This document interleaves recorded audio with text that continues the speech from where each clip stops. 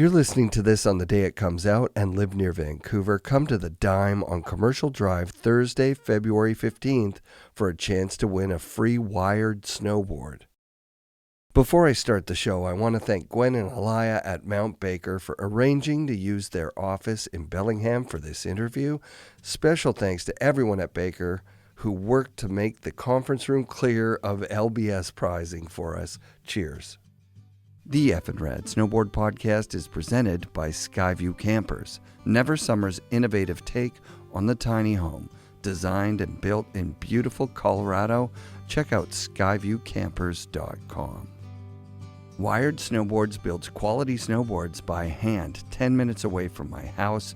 Visit wiredsnowboards.com and order one today. Fixed bindings are easy to adjust, long-lasting, high-performance bindings built to have less impact on the environment.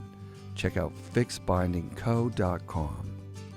Rip Curl outerwear is designed to search further in the snow, offering strength, durability, and all-around performance. Rip Curl outerwear's got you covered. New Greens, 100% organic, vibrant green juice. Buy yourself some at newgreens.com and use code FNRad at checkout for 20% off. The Boardroom Snowboard Shop, best selection, best prices, Vancouver's premier snowboard shop. Go to boardroomshop.com and use code FNRAD10 to save 10% off your next purchase. Support also comes from Mount Seymour, Grouse Mountain, Cypress Mountain, the Pro Standard GoPro accessories, and our friends at 1910. You can use code FNRAD at checkout for 20% off at 1910.com. The Havens, a center for transformational learning located on beautiful Gabriola Island. Plan a visit at haven.ca and use code FNRAD at checkout to save 10% off their Come Alive program. Josh Dirksen is proudly from Mt Bachelor and from Oregon. His long career as a pro snowboarder includes pro model boards, X Games halfpipe competitions, parts in Kingpin, Robot Food, and TGR movies, amongst others. And Josh has his own bank slalom at Mt Bachelor, the Dirksen Derby, plus tons of duct tape from the LBS, including an impressive win in 2018 after 20 years of lots of seconds and thirds. Josh embodies snowboarding in a way that very few people do. He's a joy to watch snowboard and a joy to talk with about snowboarding. Please enjoy this interview with Josh Dirksen. We start out by talking about the legendary Tom Nordwall. He was the first person to give me a free snowboard product. Sick. And I went, when I was younger, I grew up in Oregon, and so Mount Hood was pretty nearby. And I went to High Cascade one year, and back when it was like $400 and something, the good old days. Yeah. And then the next year I went to Mount Hood Snowboard Camp. That was what it was, right? That's where Nordwall, Mount Hood Snowboard Camp. USSTC? Oh, no, it that USSTC. That's the one. That's what it was. Yeah. USSTC. Yeah. And that's where I met Tom Nordwall. And that was definitely a moment in my snowboarding, when I kind of had in my head that, what was possible to be like a professional skateboarder, snowboarder.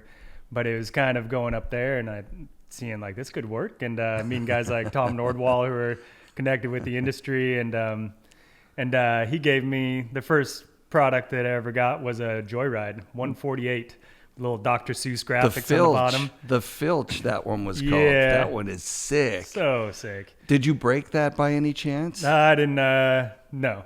I weighed probably like 94 pounds. That's pretty awesome. So, yeah. I was a tiny kid, and at that time I was still tiny.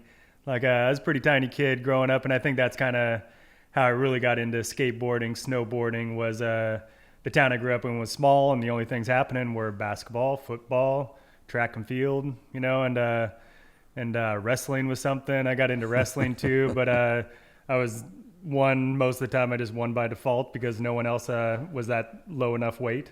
I love that. But snowboard and skateboarding was definitely something I attracted to, just because my size and worked out good to be lightweight and nimble.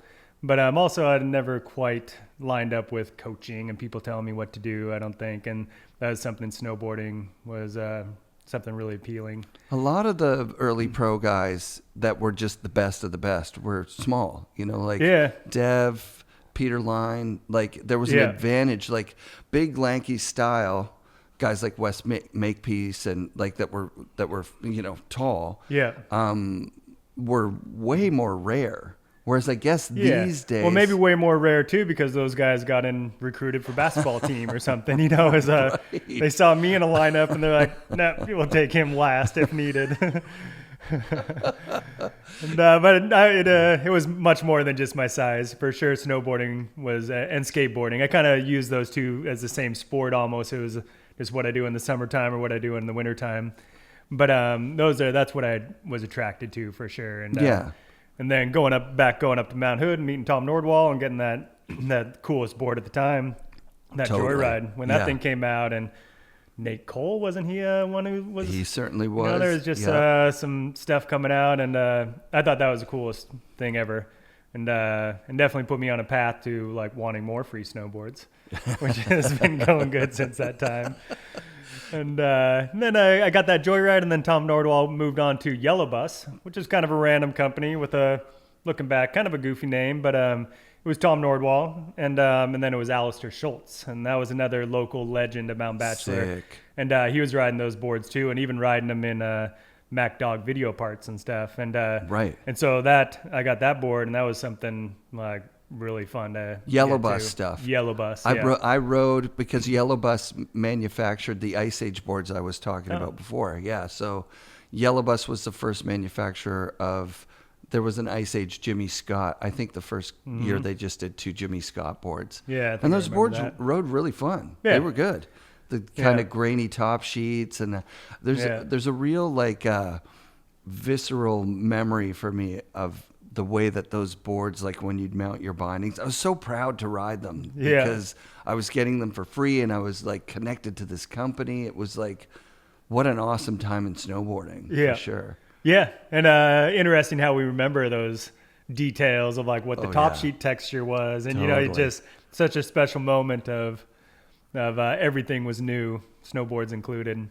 Totally new. Design and yeah, those are good. And if Tom Nordwall's out there listening, hey Tom, Nordy, it'd be great to see you again. Fuck yeah! I randomly ran into him at McMiniman's down in Edgefield at a concert. I don't even remember. A little while ago now, or it would have been probably 5 years ago. It might have been Willie Nelson, actually. Oh, nice. Does he still have his lovely blonde locks? Oh yeah.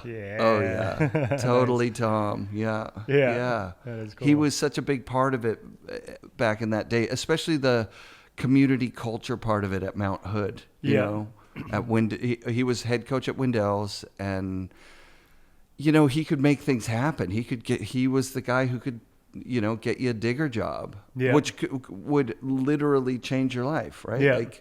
Yeah. He changed my life for sure. I mean, that was definitely a moment in my snowboard career. Or no, a moment before my snowboard career. Right exactly before. And I'm very appreciative of him. And I think about him often. Good old Nordwall. Yeah, totally, man. Yeah. So like that you're from Oregon. So your home mountain was where?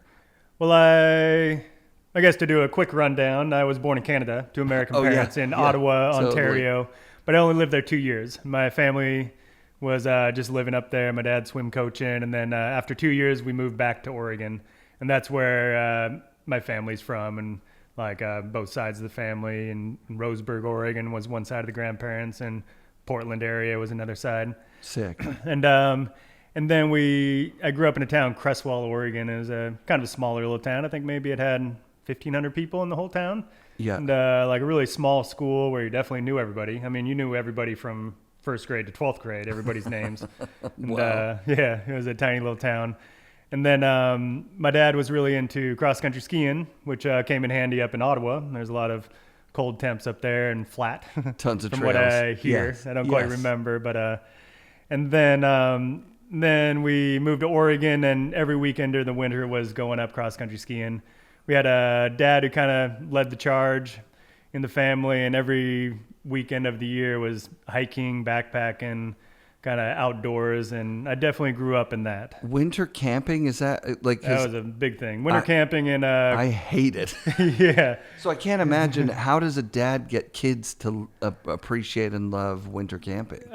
Forcing them, I guess. Yeah. Yeah. Was there some times where you were like, Well, it's just what we did. There wasn't a choice, and we didn't know we had a choice. It was just the family being together, and it was kind of miserable. Like we went on but it was a joy to look back on now. And I totally, I totally laugh at the position I'm in, especially these days with split boarding. And we totally go winter camping and enjoy it, and is very productive being a pro snowboarder in the backcountry.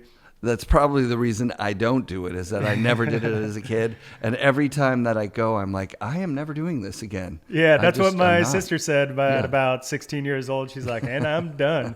And she truly hasn't done it since.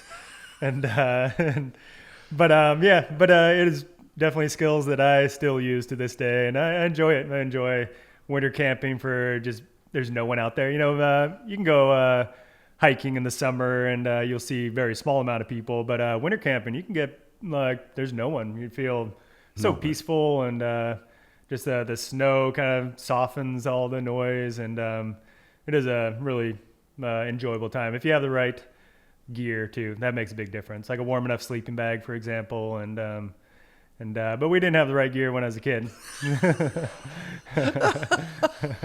We'd go out in like leather boots that we bought at the ski swap, little cross country boots that you put on in the morning, frozen solid. And just techniques too. These days I sleep with my boot liners, so you wake up and they're at a nice temperature. Nice. And back then we didn't have that those ideas, or maybe you just didn't want to put a snowy pair of leather boots in your sleeping bag, but maybe it toughened us up a little bit, my sister included, and, of course, the whole family. And but then I got into skateboarding probably when I was about 11 maybe, and with my neighbor Justin Stafford, and then discovered snowboarding at 13, I think it was. Kind of a funny little tidbit is for the last 30 years I've been telling people I started in 1988. And just over the last year, I found out that it was actually 1987 when I started. But it was December of 87. Yes. But there was a free ski day up on the local hill that's an hour and a half from my home, is Willamette Pass. Okay. And that's where I started snowboarding, and where I grew up snowboarding. And that's kind of where my style, my influences, kind of the older kids, that's kind of where a lot of my direction in snowboarding developed. And cool. And, really cool. It's kind of they could easily claim the steepest resort in Oregon. Wow. And most of the resorts in Oregon are centered around volcanoes, which pretty flat, have a specific like 30 degree. Yeah. And Willamette Pass has some really, really steep runs. Cool. Gotta check it out. Yeah, it is cool. And kind of problem that they've had over the years is they're a low down resort, which kind of means below 6,000 feet, 2,000 meters. And that makes their snowfall inconsistent, which is a problem. But also even the bigger problem is just keeping employees around to be there when they are able to open. You know, if you don't get snow until end of January, and then it finally gets good, the employees probably aren't still hanging around. And so they have their challenges, and last year they did pretty good. And I think they got bought by a company that kind of had some interest in making it happen. And we had some good days there last year. And but this year I think they're back to El Nino hard times. Yeah, it's tough. It's tough. Yeah. One of the things that's come up in the last couple of weeks since Tyler Nickel, who's a world-class cat park builder, brought up a project that he worked on, hike parks. Like you could, like I think to invigorate the scene that we have. Like hiking rails and jumps, or check this out. Even. Like basically a souped up toboggan hill. When you build them in a community, even if it's a community that has a ski hill, all of a sudden you've got this community of people that are hiking that don't necessarily wouldn't be able to afford like a lift ticket. They get their stuff from the Sally Ann maybe. Yeah. But it doesn't have to be that either. Like we know a lot of people that would choose to hike 10 features under the lights at night. Yeah.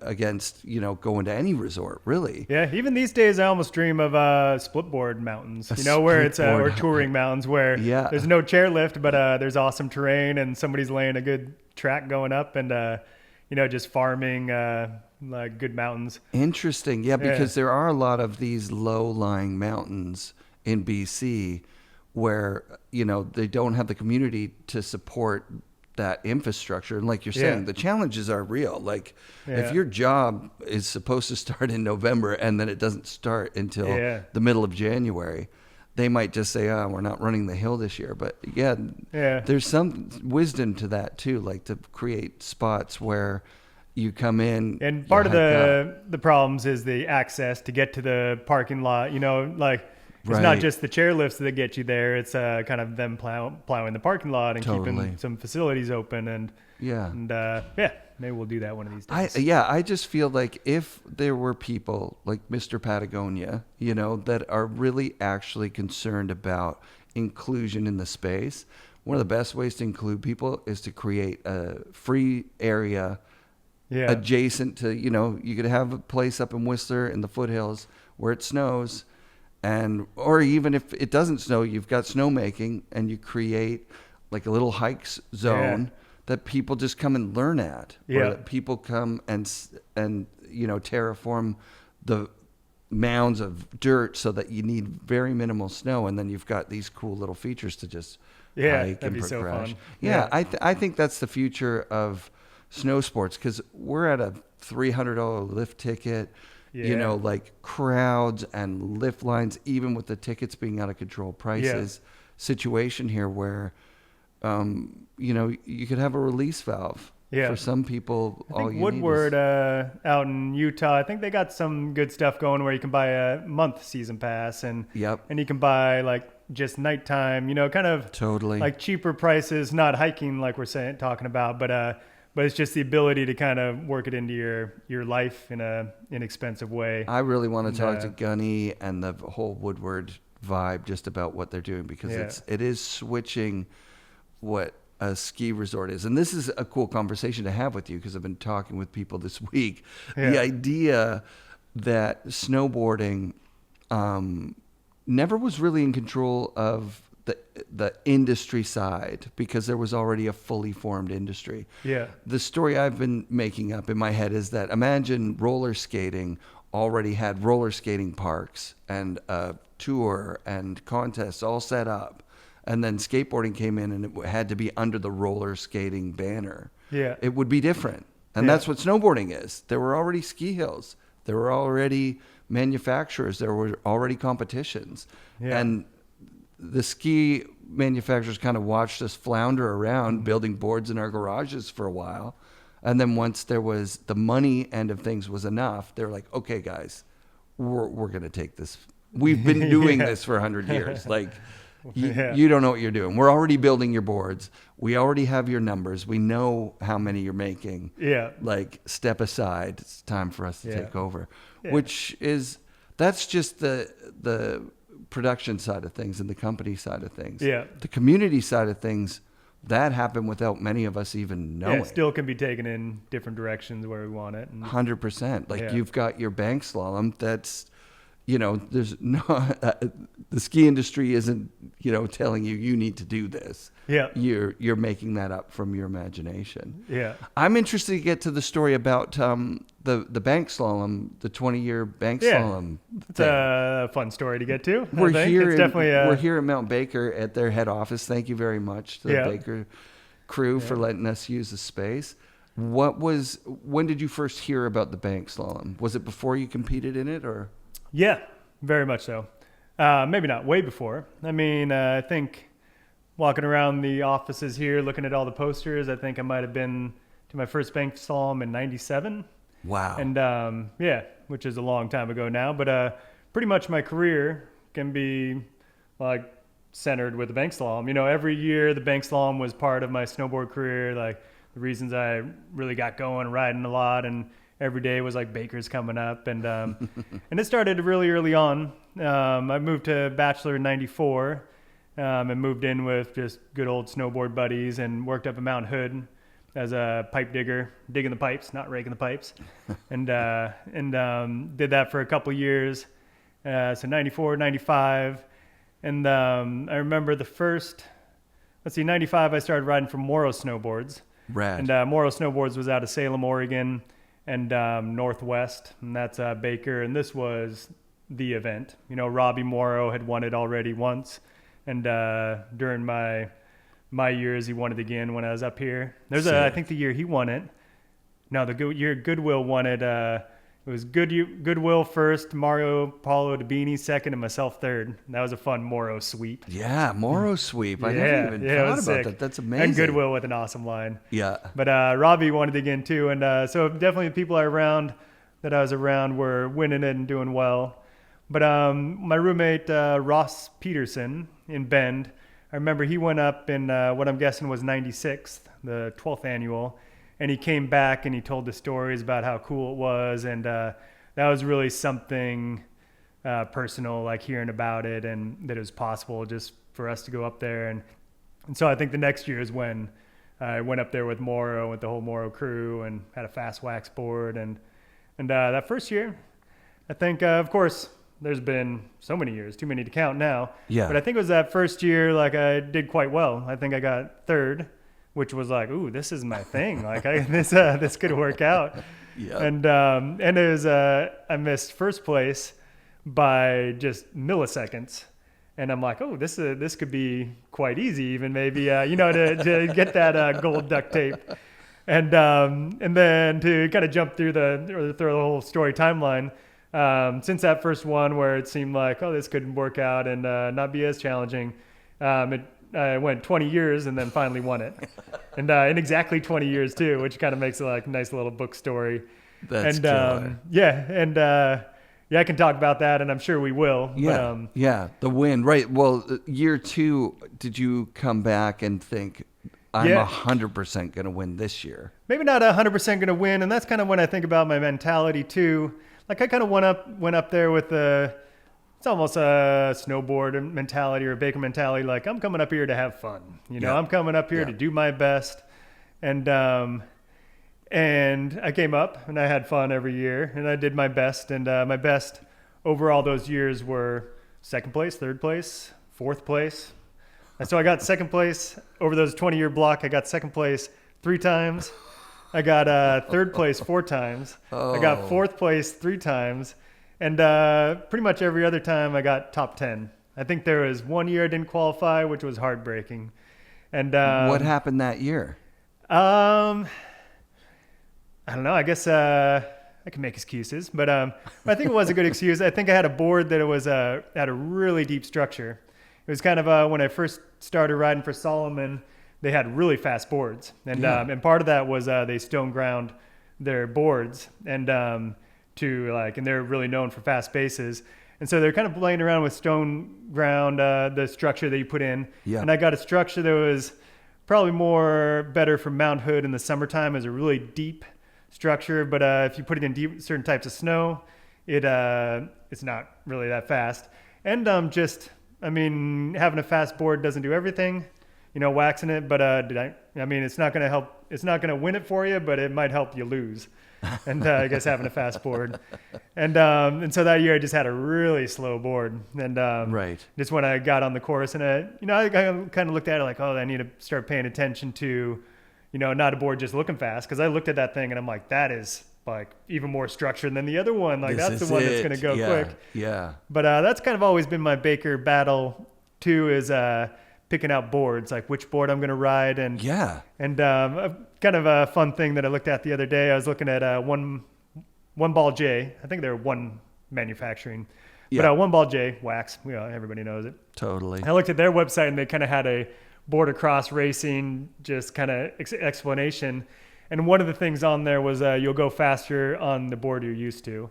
I think a classic theory up at Baker is you need a brand new board with perfectly sharp edges, not one scratch in it. Right. And that you got a week ago, but you waxed it. Yeah. And kind of the boards that end up riding the fastest go the fastest are the boards that you're comfortable on, of course. Totally. They're used to, but also a board that's been waxed and waxed like 50 times. Yeah. And if it has a big old core, P-Tex cleaned up core gouge. Yep. In there, it's probably going to be faster than something that you're not used to. And if anybody checks that out, it's on One Ball's website, and it's like Sick. every detail on there. I'm like, oh, I should have read this 25 years ago. I would have maybe had some more success, but not that I didn't have success at Baker. I'm very thankful, but I am thankful exactly how Baker went down. You know, I think it was all those years. I think if I had won it, I would have been a couple milliseconds faster on that first year, whatever it was. I think, I wouldn't have been, it was such good motivation every year for my snowboarding to try to be the best I could at a moment in the season where it's it's not early season, but it's not really late. You know, it's kind of when things are ramping up, and right. And every year I have Baker on my mind, and this year included. Yep. And, just to ride every day, get strong, not worrying about keeping sponsors happy or getting shots. You know, it's kind of I need to keep this, do it for myself and make myself the best possible snowboarder. And that's, I think, something that I'm very thankful of, especially when the years that Baker gets postponed. Like this year, it's like, oh no, like, what am I going to do now? You know, I really notice how that motivation has been so important for myself and my snowboarding and my career in the end. That's kind of cool, actually. I wouldn't have guessed that, but I do have that experience when I got into the Baker, that all of a sudden I'm like, shit, I'm calling Mark Fawcett. I'm like, how am I going to do this? Like, give me some tips. And actually, I was in the category against him, but like, he's got nothing to worry about there. Yeah, he's a whole nother level. In fact, Fawcett's, that Olympic moment that I'm sure you know 98 about. Olympics?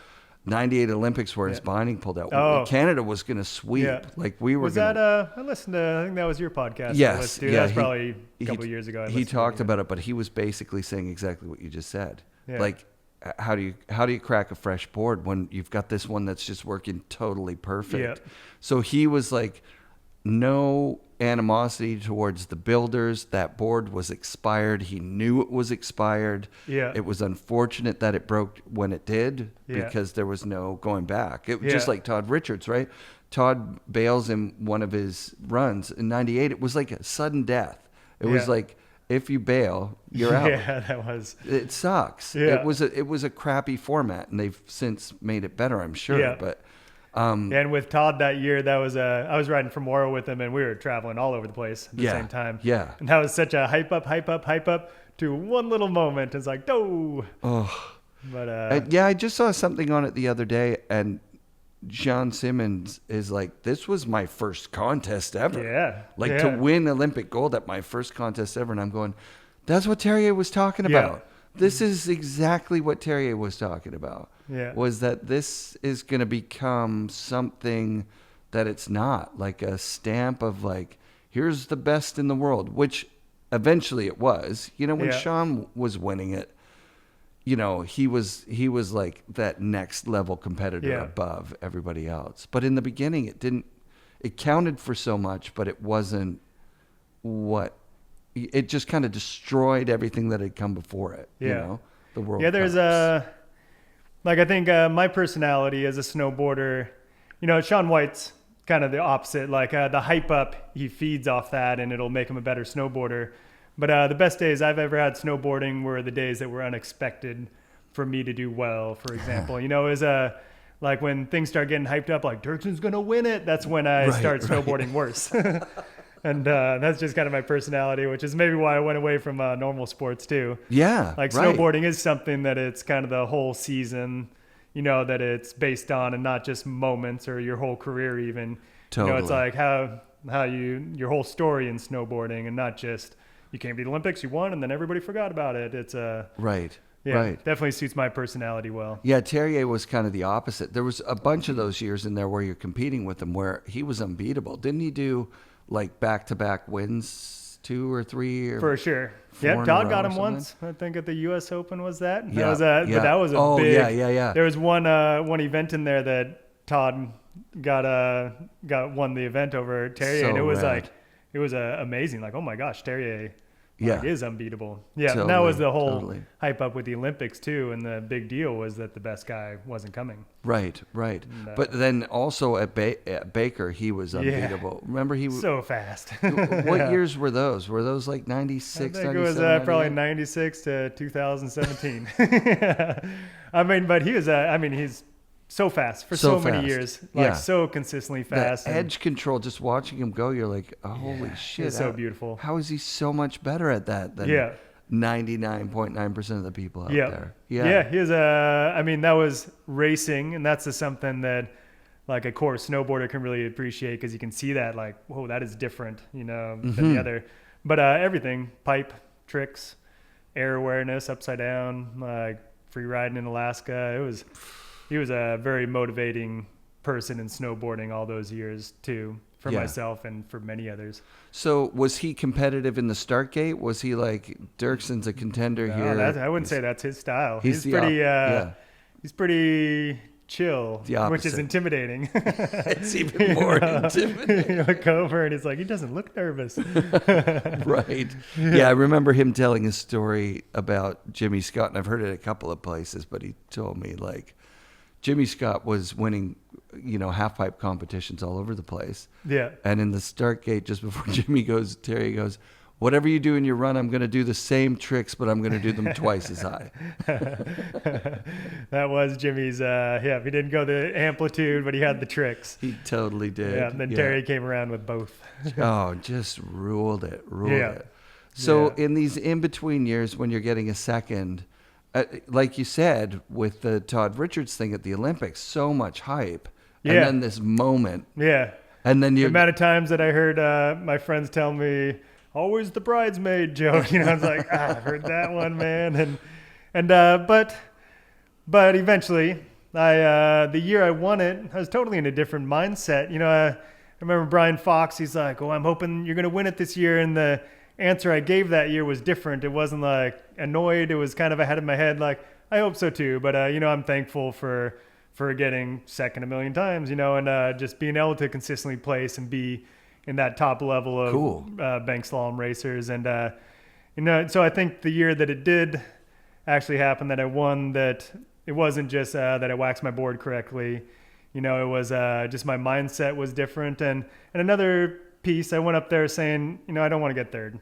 I do want to get first. And, as I'm lying to myself if I come up here and I say, I'm just trying to do my best. And, it's like, I'm coming up to win. Like, that was my goal. And, I think just simple telling yourself, and I didn't run around telling everybody I'm going up to Baker to win, is something that was in my thoughts. And, but it was very much in my thoughts that I was going up that year not to get second, I was going up to win. And then it happened, and it's like, oh, maybe, what you think really does mean a lot. And, and it does manifest into What's reality. The margins we're talking about here? Because that's what I've heard lately about this manifestation. There's nobody that wins when the margins are that tight that wasn't like, I'm here to win.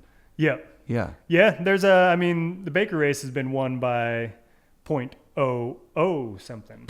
I think Lucas Tabari's year, he got the first place by like a tight little second. But when you look at how it all goes down, like, it's always like milliseconds. It's crazy. People can go down a whole course, 10 people, and how close their times will be. That seems impossible. And not just seconds apart, but 0.0 seconds apart, hundredths of seconds apart. And it's crazy, just the little things, the little mistake, and you're like, oh, that means a bunch. But another thing, speaking of mistakes, there was a year that I got third at Baker on a run that I crashed on. And I crashed, and I got back up like, nope, it's all over. And I think just kind of you start snowboarding more naturally when you think it's all hope's lost, and you're just doing it for like you normally do when you ride down the hill. Right. And it's interesting seeing those years. But that's advice, like, if you crash, don't give up. Keep going. Like, you never know what's going to happen or how it all play out. But a lot of life lessons that I've learned up at the Mt Baker Bank Slalom. The year that you won, did you have a flawless run, or is there always? Yeah. And that's never really happened. Like, when I've got second, third, fourth, there's always little points that I vividly remember, like, oh, that little Chuck. something. Yeah. Yeah. And I remember after I took my run, I'm like, I don't think I can remember anything that happened, that was a mistake. And it turned out to be true. And the year I won, it was a kind of a block of time, like in first. Yeah. And which was also kind of a dreamy way to do it too. Yes. And it was like, after all these years, is finally all the mistakes were out of the run. I'm so thankful for how all that Undisputed went down. Like, and the 20 years of Haaken was there. Yeah. That was also, something special. And it was a great course, and so many things about it were cool. Yeah, one of the things that Terje said on the show that surprised me was that he felt like winning a competition was only felt good when people were there and they weren't hurt. You know what I mean? Yeah. Like beating Brushy when Brush has a knee injury or something, that just doesn't feel good. Yeah. He's like the best event. I think he might have mentioned a Triple Crown or something. He's like where everybody was there and everybody had good runs on point. Probably too. Yeah. Yeah. He's like, that's more fun. And I'm like, obviously I'm not a competitor. I would want to win because like everybody who was better than me fell down, right? Yeah. Like that's how I'm looking at it, going, the only way I'm going to win is if something miraculous happens here. Yeah. That's fun. So, but the cool contrast with you is that you're also filming parts with very fun film crews. Like, so there's this seriousness to the Baker thing, but then there's this, I don't want to say reckless abandon, just like you have parts in great movies. I mean, the MacDog stuff, that takes that kind of focus, right? Like that what you have for the bank slalom, but the other community projects are a little bit more like, let's go have fun, let's make stuff look good, let's crew up. And even that I could trace back to Baker influence, Baker Bank Slalom influence. Even the style of video parts that I filmed, that I could totally pick out like Baker, how speed and a race, but it's still cool. It's not all it's about the community that goes up there. And, I think that kind of showed in my video parts too. I was definitely into turning and, not just the straight line to a jump and land clip. And, it was my style of snowboarding, but I think it's a style that I got from just years of the Baker Bank Slalom and not just the race, but how the Howitts, how Mount Baker ski area organizes a race, what they put the importance on, the riders that show up to it. There's a lot I can think or point out in my just snowboarding in general that is influenced by the Baker Bank Slalom. And we could go, I have a snowboard contest, the Dirksen Derby, and that one's fully influenced from the Baker. I came up to Baker and I went back to Bachelor, and it was mentioned like, oh, you should do like a snowboard contest back here, not necessarily a bank slalom. And at that time, I think Baker was the only bank slalom. That's probably not true. For sure, I would think there's others worldwide. But as far as my perspective, that was the only one. Yeah. And then I brought the idea back to Bend, and it's fully like inspiration from Baker. Everything they do, and there's plenty of times I'm like, I got this great idea, and then I'm like, oh wait, I got it from Baker, and nope, that's their thing. And I love that. They have so many just great ideas how they do it, how they organize an event, how they organize a ski resort, how they build their lodges, how they feel like family, and that's shown in every detail of my pro career. So how are you affiliated with Bachelor? Like, were you like a home pro for Bachelor, and they gave you, like they would give you a pass every year, and they give my dad a pass even. Damn, that's sick. Yeah, but they are my home mountain. There's no doubt about it. And my style of riding, I think, style of every person who comes from Bachelor, like Ben Ferguson, Marcus Agee, Jason McAllister.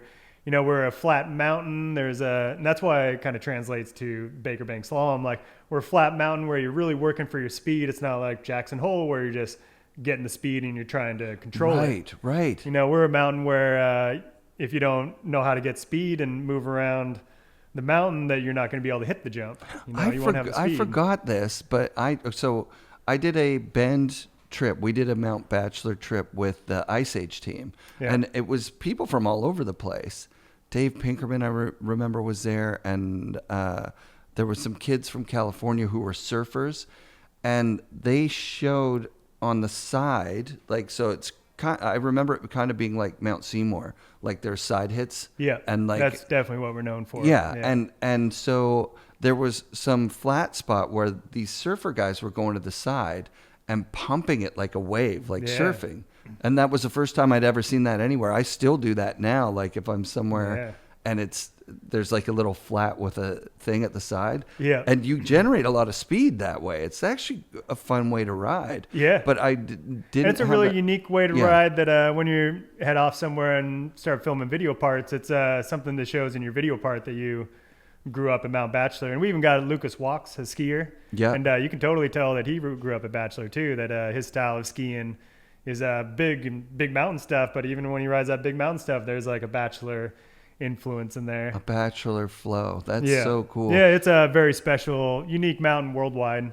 Right. Like there's nothing like it. It's a perfect cone. Yep. And the wind always comes from the ocean over to the west. And so just kind of how it blasts the mountains makes endless lefts or endless rights. And a lot of the surfers really appreciate it, like Jerry Lopez and all the, it's pretty common to see Hawaiian people. Yeah. How did Jerry get there? Have you ever asked him about it? Because I know he was, I guess he was retiring from surfing, professionally, but he did like a whole snowboard brand and everything. Yeah, he did. Yeah. That's his style, is to bring that into it, kind of whatever. I mean, he had windsurf boards and surfboards, but he grew up in Hawaii and then surfed the North Shore, surfed Pipeline when there was just him and one other person maybe. So sick. And then it grew, and I wouldn't say he retired from surfing, but his son Alex was born, and then him and his family, wife Tony, I think they just wanted Alex to grow up in a place where it was Alex's world, maybe. Maybe I'm putting words in his mouth. Sure, I think, no, that makes sense. But out there, and right. I mean, Jerry is superstar out in the North Shore of Hawaii. But in Bend, he was just Alex's dad, and he's loves snowboarding, and but he loves sports. He's definitely known for surfing, but he was windsurfing, snowboarding, anything kind of standing sideways. He put as much passion into snowboarding as he does or did surfing. It's crazy that he would go surf, like, what's the closest break, like Seaside or something? Yeah, Seaside, but Pacific City is kind of Pacific City's, the one that you don't have to be hush hush about. And right.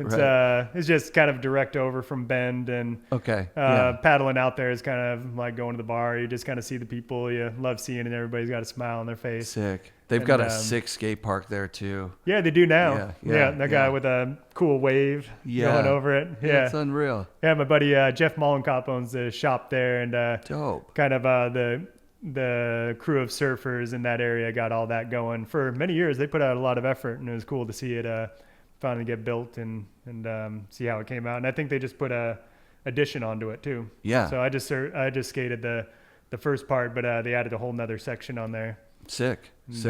Yeah, but those skate parks in Oregon, that's another part of my career that had a lot of influence. Like I grew up knowing about Burnside. I skated Burnside when it was just maybe 2 or 3 little cement piles, transitions built onto the back wall with Nordwall. Yeah, he took me down there at USSTC. And but then soon after that, that became a huge thing in Oregon, like that style of skate park getting built. And that's fully working for your speed, like kind of Bachelor style riding. You're like trying to pump transitions and go fast to the right spots. And that was something that had a lot of influence on my snowboard career. Did you keep skateboarding for yourself, or were you a pro skater? Yeah, I'd say I skateboarded as much as I snowboarded until kind of more recently. Like, I guess over the last maybe 10 years, kind of since my daughter was born about, but it's also kind of since I turned 40-ish. I still skateboard, but before I'd skate parks, pretty much transitions, not a lot of street skating, maybe when I was in high school or something, but pretty much my board stayed on my feet and just kind of flowing around skate parks and airs but these days it's kind of more point A to point B. Like I got a selection of skateboards and it's like, which one's the one? Where in the past I just had one, my park board, and now I got different wheels, little zinger boards and cruiser boards, and it's just kind of when I need to get places I really enjoy. And sometimes I'll go skateboarding for like 45 minutes, just going places down sidewalks and not like maybe ollieing up the sidewalk, but not doing tricks. It's just kind of nice cruising around and enjoying some nice soft wheels but my whole life was fully skateboarding, so much skateboarding in summer, all summer long, and it was I love skateboarding as much as snowboarding. Morrow sold to K2 Corporation. Yeah. And I briefly worked there for about 5 months. At K2. At K2. During that moment. During that exact on Vashon moment. Island. I was working at the Canadian headquarters, but I did go down to Vashon and meet the guys. It was so sick. What a place. So was that kind of a West Beach where you... Because that was about the time when Morrow owned West Beach, too. Remember that little blip in the... I forgot about that, I rode for West Beach for a second. Oh, dope. Yeah, Chip was still involved at that point. That was where... Right. Yeah, Chip sold it to the Morrow family. That's the best thing about Morrow was up until that point... Like it was Rob and his uncle and his dad, maybe even. Like it was like there was a real family feel to Morrow. Yeah. So I'm in the Canadian headquarters, and the guy who's just about to become the U.S. CEO was actually in charge of Canada at the time, Robert Markovich. And I go into his office. It's not unlike this. And there's a whiteboard not unlike that. And Morrow is on there, and he's like, we just bought Morrow. Yeah. And he's like, looking at it going, well, what do you think we should do with Morrow? Like, where should we position it?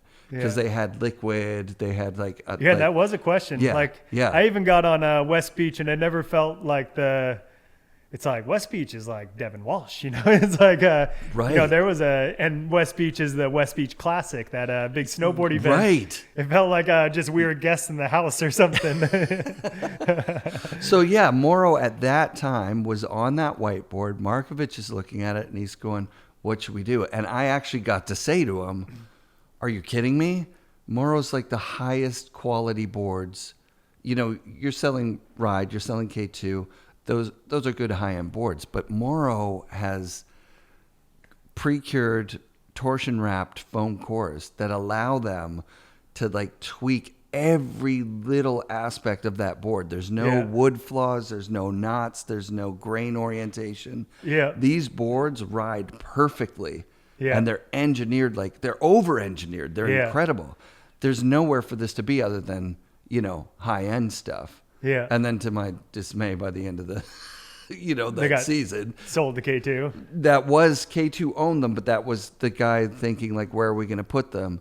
And he was just like, okay, we're going low end. We're taking the equity in the name, and we're going to blow it out and sell it everywhere. Yeah. And make and it's still boards. Being sold to this day, I'm pretty sure, but at like Big Five Sporting Goods. That's where that was the decision was happening in that room. Yeah. And I was like so bummed. So I worked at K2. Yeah. K2 had K2 Ride Liquid 5150 and Morrow. Yeah.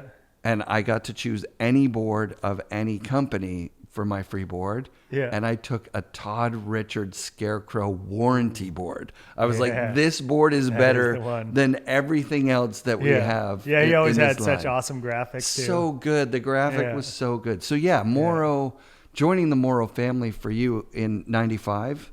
Sounds right.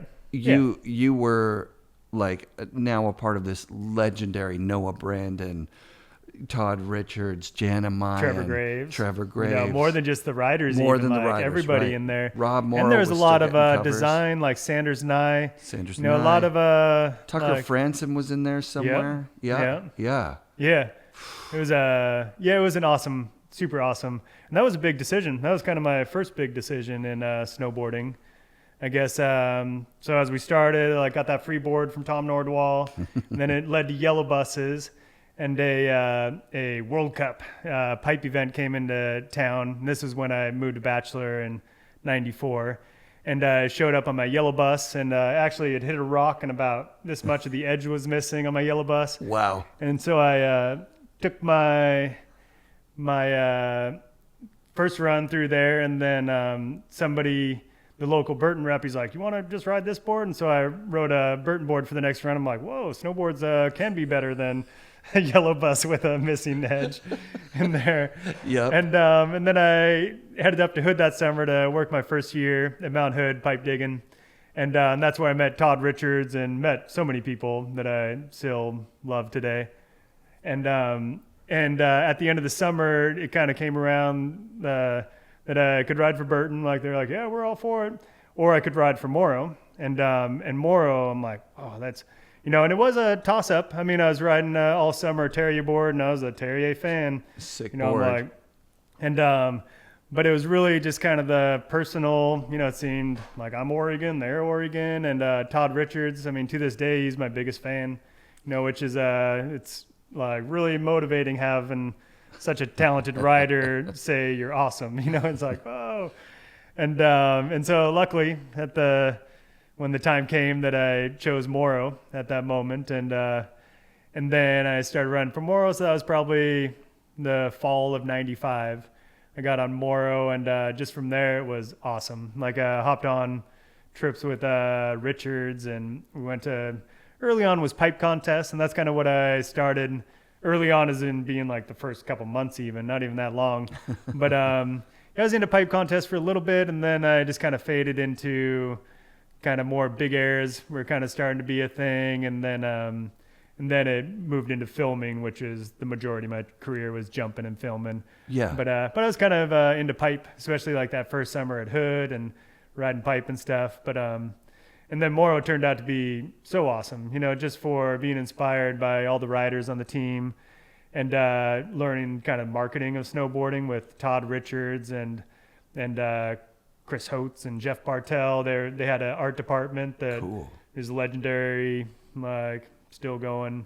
Not the Morrow art department, but they're still out there doing their thing really well. Did they transition into Nemo with Trevor? Yeah. And which is a game changer. Yeah. And for myself, even outside the industry. Yeah, myself as just a beginner pro snowboarder, that's a huge part of snowboarding, is not just snowboarding well, but knowing how to get in the right places and do things with it and what to do. And that was incredibly having Trevor to teach you that, that relationship between. I remember I was quite young when I noticed Rob Gracie. So I met Rob Gracie in '95 at Is that the USSDC guy? Rob Gracie was. That was Rob Gillis. Yeah, you're thinking Rob Gillis. Rob Gracie was a skier from the East, I believe, who was a staff photographer for Transworld. Yeah. And I'm like, you ski and smoke. He also smoked. Like, I don't know if it was chain smoking. I just remember being like, this is weird that this is the Transworld guy. But I had a conversation with him, and he says, I mostly shoot with Jimmy.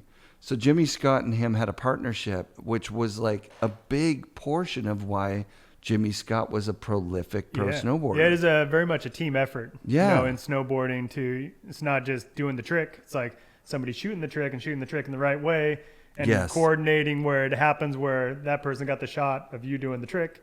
It was a team effort, and that's what Trevor Graves especially really taught me. Yeah, we all know those resort guys who were better than the best people to come out of the resorts, but they wouldn't wait for a cameraman ever. Yeah, they still no problem. Exist. Like not everybody needs to wait, but right. But at that time, I definitely had a life plan, and snowboarding was it. And I'm like, how am I going to get free snowboards and do this forever? And Trevor Graves really showed me the way. And then Todd Richards, being one of the pros that did everything, was a really well-rounded snowboarder, skateboarder. That was part of the whole image back then. It's all the best snowboarders were skateboarders, pretty much. Absolutely. And then also going to Morrow and visiting just kind of snowboard technology. And that was kind of Sanders Nye. Alex Warburton was in there for a while. He was kind of more bindings. Yep. And but just seeing what you're standing on, what you're riding, how boards can change how you ride, and I think they turned my style, affected my style, like the style of board. I always look at a snowboard that there's a snowboard and how am I going to ride it? You know, I'm not looking for a board that makes me ride better or like it's not even there. You know, I want to know the boards under my feet and I want to feel the board. I want to feel how it's different. You know, there's kind of a common thing that you want a board that you don't even know it's there. It's just so natural. And it's like, I want to know that board's there and I want to know how special it is and how to feel it.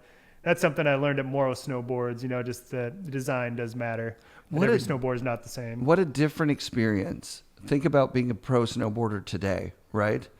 Like, you're not going to be flying to Salomon and meeting the 1,500 engineers they have there or whatever. Yeah. Like, but I can't talk about that, though. There's a pretty cozy little family at Salomon, too. And that moved on well. But we'll get to that. Yeah, and I'm not dissing on Salomon. They actually have like a solid group of engineers that are building amazing stuff. Yeah. But when I hear Jason Ford talk about going over there and learning along with them, teaching them how to build snowboards, they know how to do it now. So if you get they know how to do it, but I think what I learned at Morrow like definitely made Salomon boards different. You know, when I brought that information to Salomon, it's like Salomon does what they do well. Yeah. But I think I had a lot to offer. You know, thanks to like what I've learned up until then. And the involvement level, that's what I'm getting at, is that like Rob Morrow is inviting you to the factory and he's probably showing you around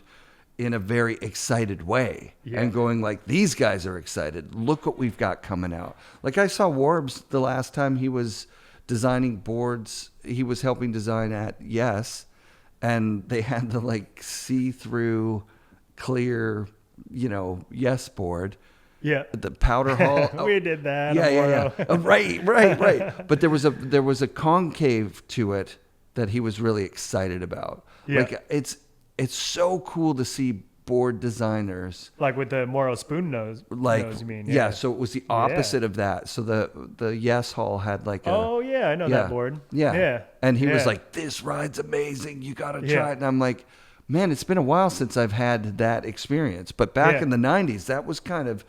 You go to a factory and there'd be, you know, some board nerd there that was so excited to show you, like, look, this is how we're making them better. Yeah, and very original ideas. It took a long time to like get established in the industry. Like not making a snowboard dead flat. It's like the spoon nose was like so long ago. Like it doesn't need to all be flat. You know, there's totally benefits, and that's something that's totally. That was one of those boards that was like, okay, so I'm going to try and tell the history of snowboarding next season in 25 episodes. Yeah, history of early snowboarding. You can't leave out how big of a deal that Morrow spoon was. Yeah, because it was something that if you knew about it and you wanted it, that was the only thing you wanted. Yeah, it was really the cutting edge technology of that year and something that was vying for like top spot, raddest board. Yeah. That You're going to throw the lunch tray into that history? The lunch tray is there, definitely. Yeah. And there were a couple of little low profile boards from Avalanche. There was a whole segment in the store at one point where it was low rise lunch trays. I remember Andrew Crawford was a teammate of mine at Morrow. And when he got on Morrow, they're like, all right, we got all these awesome boards. Which one do you want? And he's from Montana, at that time would drop like 60-foot cliffs. And he's like, I want the lunch tray. They're like, are you sure? And he's like, yep. I heard about this. Send me the lunch tray. That's amazing. Yeah, to clear it up, the lunch tray had a nose about an inch high. Yes. And it was a straight up block and a crazy stiff board and probably about a 135. Yeah, something like that. Yeah, they were all super small. So it was I think the swing weight was what we were always talking about. Ooh, we're going for low swing weight. Yeah. It was a remnant from cutting down boards. But and kind of that joyride board, that was kind of the people started cutting down those joyride boards, putting a plate on there, tracing it. You know, it's kind of like, because I mean, the Morrow spoon nose, that nose was probably this long. So big. It was a lot of people cut those down actually because there was and that was kind of around the time. Yeah. Were you there during the spoon nose, or was that like 92 or something? 91? Yeah, I would say that was a little bit earlier. So they were pretty established by 95. Yeah, I think I got on there, and Todd Richards got his first pro model. The dyno. Yeah. That was sick. Yeah, the white top sheet. Yes. Like that was when I got on there. Yeah. Amazing. So it's kind of the triple or single barrel, double barrel, kind of the core construction started becoming really unique. And oh yeah, I forgot they did more than just like this single barrel, double barrel, triple barrel. That's nuts. Like that they actually made tri-cores is essentially what you're talking about, is like 3 independently wrapped pieces of foam that are different densities. Yeah, kind of what it did is put some vertical walls in there, though. Yes. That would add rigidity. Torsional stiffness. And, incredible. Yeah. Those boards rode so good. Yeah. So good. I had a lot of fun on those. Yeah, that's super sick. And it sounds like, you know, as a pro snowboarder, you're also like paying attention, like, okay, this is my job is to bring feedback back to these guys on what they're designing. Yeah. And to learn what kind of feedback they want, you know, how to give that to them. You know, you can't just say, this board sucks, this board's good. You know, it's kind of trying to get the lingo, pick up the lingo too. And that's something that I developed riding for Morrow. That's sick. Yeah. How long were you with them for? It seems like a long time, but looking back, it was probably 95 till, 95, and then they got bought by K2. And 99, I think maybe. Yeah, 99. I remember I had a pro model with K2 Morrow with Todd Richards, and I think it was 2000. I remember kind of the logo. I think it was 2000, so probably 95 to 99 I rode for him. So in the whole scheme of things, it wasn't that long, but it was a very influential time in my life. And then, it was kind of the time when everything was going public. You know, that was a crazy time in the industry when there's huge amounts of money. We went on a photo shoot with good old Morrow, and we had masseuses that gave us massages at night. And that's amazing. Yeah, that was I would say the glory days, but it's even just the glory moments. You know, just a bit of time there when there was just tons of money pumped into the snowboard industry. But then got pumped in, and then it all fell away, and that's when K2 picked up Morrow, and K2 was really good. And I have really fond memories of them too. Just as a company, I was only there, I think, 2 years maybe. Yeah. And then they decided to focus on K2, I think, and Morrow became like a nothing brand with no team. Who were your team managers during that time? Rebecca, Shem Ruse's wife, Rebecca Ruse, probably now. Yep. And that was my team manager. And before that, it was Chris Owen. He was a big part of my snowboard history. Oh, sick. Yeah. Yeah. And then Billy Anderson, Todd Richards, Eric Linus was on K2 Morrow. Nice. Right on there. Yeah. Crawford had at that moment he went and rode for Rosignol. I remember he did like a pretty much Iron remade Maiden the lunch board tray or something. for his pro model. Crawford's an anomaly. I've got to get him on the show, right? Yeah, like became a NASA scientist. He worked for Google with the I think he still works for Google. Cars. I went to his wedding. I went to his wedding a week after I won Baker. Oh wow! And I was out on Maui, and I rolled on out there Crofts, and he has a really cool wife and now a really cool family, some wild kids. I saw his kid air guitaring, and the kid's like 4, 5. Oh, that's so sick. That's super sick. Yeah. And, but he's doing very well, and he went back to school, and he has a really cool life story too, like snowboard, and then went back to school. He's the oldest kid in his graduating class. And then he got jobs at NASA and designed a part that's on the Mars rover. It's on Mars now. Oh my God. And but now he works at Google doing stuff you can't talk about. That's incredible. That's kind of one of those projects was like a self-driving car. Yep. Which is not groundbreaking anymore, but he kind of does new projects and clever ideas. And the people he works with are really cool too. They're not what you'd think brilliant people.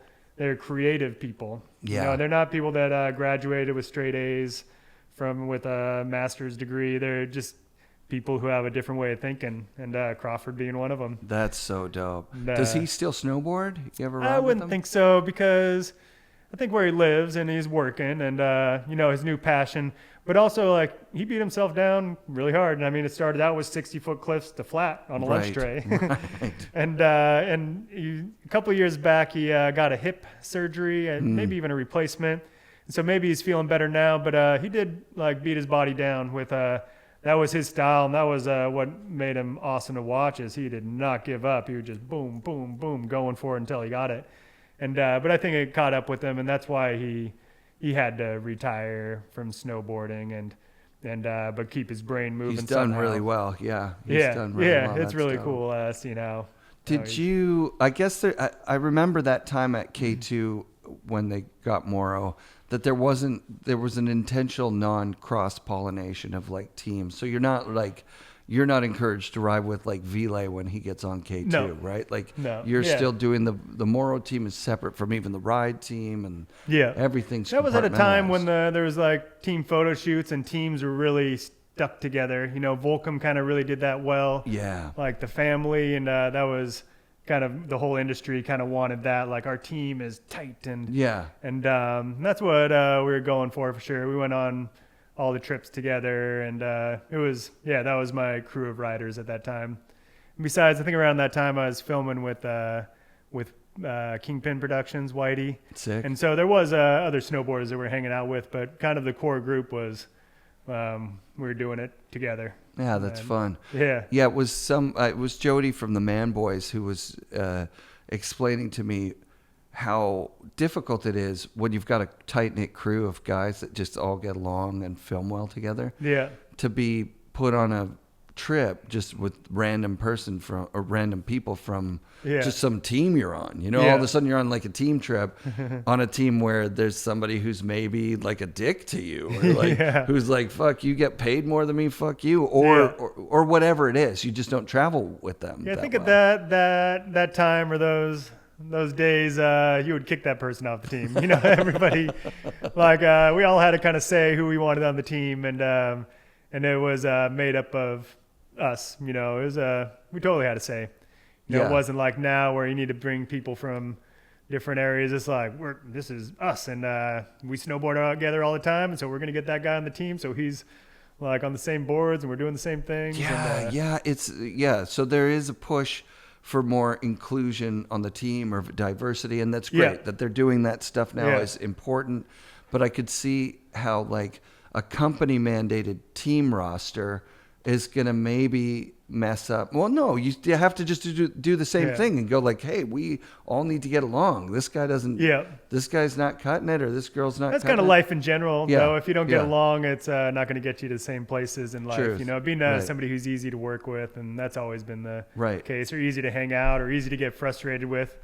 You know, if the weather's bad, this one person's not going to go crazy. You know, that's an important quality for a snowboarder to have too. Right. You know? I always faulted Sean White for going off and doing his own thing. I thought that he was just a difficult person to be around. So like I went to Mikey Rentz and was like, hey, what was it like to ride with Sean when he was young? And he's like, we got in a fist fight. And I'm like, exactly. Yeah. Like he was, but really now being more like just a kinder person, I see what Sean did as like, he had to one up everything. He had to be that much more dedicated. And that's what he than did. everybody else. And he did that. And then he's going, wait, why are people saying I'm not a part of the community? I'm like, fucking, this is all I do all the time. Yeah. And I would include him 100% in snowboarders from that era that I looked up to. And I really respect his riding. Yeah. I've definitely used him as like a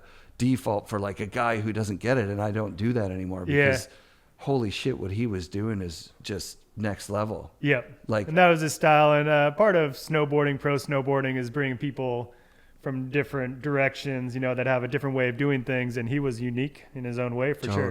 Totally. Yeah. And he started so young, quite similar to you. Like you started quite young and stayed with it the whole way through, which is epic that you could make the longevity of your career. People don't get to choose whether, you know, it's luck of the draw, right? If Jamie Lynn was on Burton instead of going to Mervin, he might have had a shorter career. Yeah, and I think of that too. If I would have made that Burton choice instead of Morrow, I'm sure they would have cut me at some moment along the way. Right. Well, I mean, they cut Terje for crying out loud. Yeah, they were my nemesis, I'd say. You know, like exactly, going through this whole time, it's like, what's Burton doing? How am I going to do it different? But they were such a kind of like Terje, like something inspirational, like, oh, that's where we need to be. Totally. You know, and I think that influenced a lot of riders and companies and people in the industry in a very good way. I think so too. I think as we get older and as there's more story to tell of the history of snowboarding, Yeah. I really like how tight knit the groups are. You know, Yeah. like Mike and Pete from Mervin were in meetings with Chuck and Tom and Jake, like, Yeah. and Jamie. Yeah. Jamie's included in there. Like, Yeah. there's these people, like, got addicted to this fun thing. Yeah. And, you know, they started figuring out a way to deal it out to us so that we could get addicted to it. Yeah, I love Mervin's part in the whole snowboard history too. The best. Just with their snowboard design and giving people shit when they need it. And Yeah, man. Well, they really, everything at Mervin felt close to the heart. Like that they were doing stuff, like you were saying, motivated by Burton, going, okay, they're doing this, let's do that. Yeah. They're like, I cannot wait to get like Mike and Pete into the booth, like talking about. I bet. Yeah. And just, I was thinking about it the other day. I remember hearing Mike tell the origin story of the wavy side cut of the magnet traction. Yeah. He's like, a Ginsu knife, like, can cut a shoe, right? Like, there's something to it. Yeah. What if we try that on a board? And then when they tried it, it was like, oh my God, look at how these ride. It's like a full other category of the way a board can ride. Just, I mean, snowboards were camber. And then when they said, wait a minute, Yeah. we can make a banana, you know, and just how that changed snowboard design from that moment. It's like that it doesn't need to just be right, like an edgy cambered board. It's like, whoa, there's ways to put a board, not just flex or shape, but also profile. Totally. And it was like this new thing, because that's been the through line for all of snowboarding, is that, you know, people were struggling against gear that was failing all the time, right? Yeah. Like their boots were falling off, Yeah. their bindings were broken, their, you know, like, so we kept improving. And every once in a while we'd hit a dead end, like those step-in things became a complete dead end for a while. Now they're coming back because there was Kind of. something to them. Kind of. Right. They are so tarnished from that first, like it was such a cliff. I remember they had built to about 30% of the boots we were selling at the shop. Maybe it was 15, but it was a significant number of boots. Yeah. And then the next year, 0. Like the next year, we're not doing that anymore. We don't carry those anymore. Yeah. And there was some part of the Morrow story that might have actually been where they went down, isn't it? Yeah, I mean, that's just kind of my perspective at the times, but that was a big investment that Morrow made in Salem, their step-in binding, and they had a really good connection point, kind of the idea, if you look back, it's like, oh, that's the way that you do want the connection points to be. But then in the end, from what I know, I mean, maybe a snowboard historian would correct me, but Burton had a patent for every connection point around the boot. And, oh, wow. And so when Morrow made theirs, Burton said, oh, hey, we actually have that patented. And then they kind of made the product not financially stable. Yeah. And then there was also the moment when everything went public, Morrow included, and they had so much money invested into the company, and then they put it into that step-in idea. And then when everything dropped off, it all dropped off at the same time, step-ins and money included. But that was just my 18-year-old perspective on the deal. Right. And, did they ask you to ride the step-ins? Did you try them? They didn't even ask you. Maybe I tried them. No. Yeah, they kind of let us do what we did. But Robbie Morrow would still be riding them this day. He loved them. Yeah. And Billy Anderson rode him and made him look great too. Oh, cool. And I liked my bindings. Yeah. Warburton was starting to make bindings then too, and there was some really well-designed bindings in Morrow at that time too. I remember the Morrow binding being a player. But there was something about step-ins, like if you ride step-ins, you're being forced to ride them. You know, there was kind of the general idea was no one just picked them up off the shelf. And I think Robbie and Billy did. You know, they're like, oh, yeah, I want to ride these. But kind of in general, if you're a pro on step-ins, it means that it was included in your contract or something. Or that somehow. It was a big part of your contract. Yeah, yeah. I've had both, who was talking about it? Mark Frank Montoya, he was like, these things broke my fucking career like that. Yeah. I couldn't make them work. For which company? Which step-ins? What did he do? He was K2, I think, Clickers. Mark Frank? Was he at some point? No, he was Tech 9. Tech 9. Yeah, he was a big part of Tech 9. I don't think he was ever on. I mean, you could just look at his style and say he was never on the step-in. He did it for a year, and he just hated them. I came off Tech 9 to ride Switch because they just flopped out a big old check for me. Or big, what I thought was big, and I was like, holy crap. I thought I was good enough to make it work. Like, I almost pulled it off, but like internally, it's just, man, I learned a huge lesson about being true. And but the K2, I think that was totally involved in the contracts. Absolutely. Like, you barely get a contract, or you get a huge contract based on clicker or no clicker. Because there was a hype around it, like, well, you don't want to miss it if that's the next thing. Maybe every binding is going to be a step-in binding at some point. Yeah, and I think a job of a pro snowboarder is to be curious, about all these ideas. And, you're not trying to pick the established product and ride it. You're trying to push it in directions and see what directions. You don't know what that is. Something funky with the shape of your boards, something with the side cuts. Yeah, you want to try new things and new ideas. That's our job, to go in different directions. And some of them are good and some of them aren't. But that's a little bit of a gamble. But that is the job of a pro shredder to explore different ideas. To develop the product. I like that. This is a good transition point to Salomon. When do you go on to Salomon? Because so K2 bought Morrow, and then I rode for them for 2 years, and then they dropped their team. And the only two riders on there with another year in the contract was me and Todd Richards. Yep. And then we both asked politely, hey, can we leave? And they said, sure, no problem. Like, we understand. Did they buy out your contract, or did they just allow you to leave without breaking they just allowed us to leave and do different things. And I have a lot of respect for K2 at that time for like how they handled that situation. It was like, oh, cool. Todd go to Rossi or something?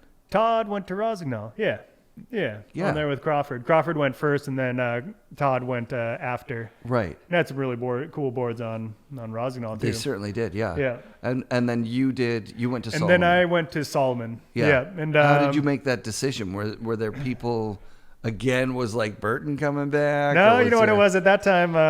My Morrow team manager, Chris Owen, was on Mervin, LibTech, and I came pretty close to riding for Mervin, actually. Wow. Which for a lot of Northwest riders would have been a dreamy scenario for myself included. It would have been. But at that time, like I'd ridden for Morrow, local, K2, felt like a moment, and that was just Vashon Island there. Yeah. And my buddy McAllister rode for Salomon.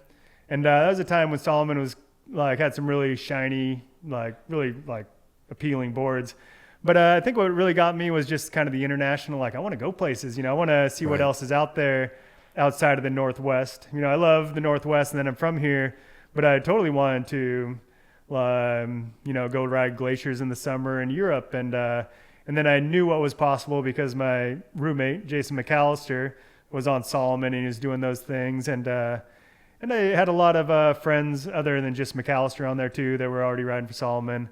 And so that was another big decision and a big moment, how to take it. But I think it was the sparkle of just international, let's go, or I want to go worldwide, where were their headquarters at Annecy. That point?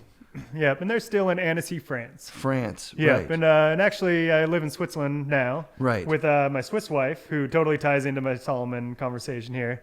And they're 3 hours from my house. And every summer I go down there and check out boards and talk about boards. And at Salomon, I've been on there 20-something years. Holy crap. Yeah. Congrats, dude. That's totally. solid. Yeah, it's pretty fun. Yeah.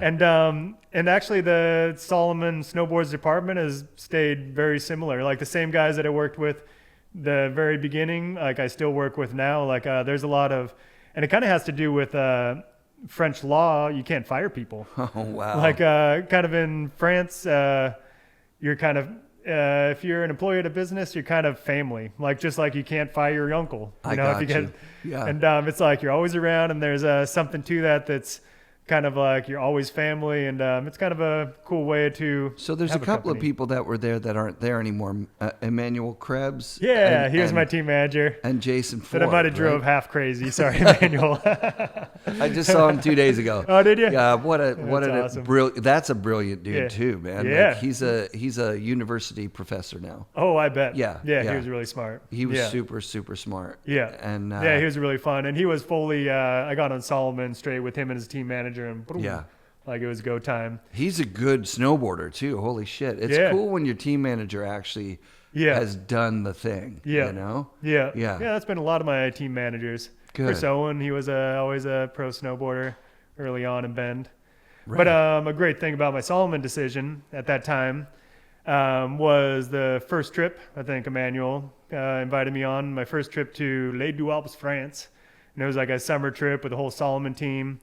And that first trip, I met my wife, and we've been together since. Wow. Was she on the Salomon team? Yeah. Oh, and no she way. actually has a medal in the 2002 Salt Lake Olympics for snowboard halfpipe. And so kind of we met and loved each other, and went on a bunch of trips together, riding for Salomon, and still like we snowboard together, and like snowboarding is a very big part of our family. Oh, that's super rad. And so whenever I think about decisions I made, I'm always thankful that one led me to my wife. And right. And You'll be a different person here riding for Mervin. Yeah. But you know. Many like little decisions that were a split-second decision. I mean, if I rode for Burton, I swear I would have got fired one of those years. You know, because snowboarding. Everybody did. Yeah, and as snowboarding, you have good years and bad years and good times, and you know, you got to find companies that stick around, you know, that are in it for the long haul and to support. But also, I kind of joke with Salomon about this too, that I don't think they can fire me. You know, I'm like, I've been around too long, man. But I think the same goes with me. Like, I don't think I can fire them. You know, it's just the relationship that we built. It's you know, that we complement each other, and we know so much about each other and our history that I really enjoy, like, the time that we've had, like riding for each other and riding boards, and I really enjoy it. It's an interesting concept. So like when you leave the Morrow thing, so obviously there's a hiccup in there where it becomes K2. Yeah. And did K2 invite you to like design your pro model, or was it kind of like here's a like come to Vashon and I can't pick remember out who your designed it, but it was a sick board. Yeah. And it was a line of boards. Todd had the 156 size. Yep. I had the 159, but pretty much I rode a 162. Sick. That was the next size up. But my official pro model was a 59. Right. And I almost want to say Sanders Nye designed it, but I can't remember. It was out of Vashon Island. I remember taking a few trips to visit them. But it was a quick little blip. It was probably 2 years. Yeah. But they were transitioning at that point where they were stripping away the actual factories at Vashon, shipping the equipment to China, and they were just prototyping, really, I think, at K2 by that time. That would totally be the time. Yeah. And when I say Salomon's in Annecy, kind of the whole company's in Annecy, and the boards are made in China at a nice factory. Yeah. And then the boards get shipped back to Annecy to get tested, to get like Annecy is kind of the headquarters. Sure. Like where all the offices is for all their products, like skis and running shoes and. Oh yeah, they've got, and they're launching outerwear this year too, I think. Yeah, Volley just started riding for them. Volley and a belt. Oh, that's incredible. Yeah, that changes things. It does, doesn't it? Yeah, so Volley with a little Salomon, it's like, whoa. Yeah, that's wild, right? Yeah. That's really recent. Just the other day, he announced that. Yeah, and because he was a long-time Billabong rider, and then Billabong stopped making snow clothes. But had some fun. I rode for DC for a little while too. Oh, sick! Yeah. What era? Travis Parker, Scotty Whitleg, Todd Richards. Yeah. Is that's just before DC Mountain Lab, or it's those days? That was the Mountain Lab. Oh, sick. You know, a funny little thing that I always think is very funny. So I kind of had a career that didn't involve jibbing, like rail riding. You know, as my edges were too sharp, and I didn't know I was supposed to tune them. But the DC Mountain Lab logo is me standing on a rail, Like, that little silhouette? Yeah. That was like an image of me That's on actually a rail you. on a 162. Oh, that's a snowboarding Easter egg right there. That's amazing. That's cool. So how long did that last for? That was a good, fun little block. Probably about 4 or 5 years that I rode for him. Wow, And, that Mountain Lab during the time was rad. Pump up liner days, yeah. It was a really, really fun time.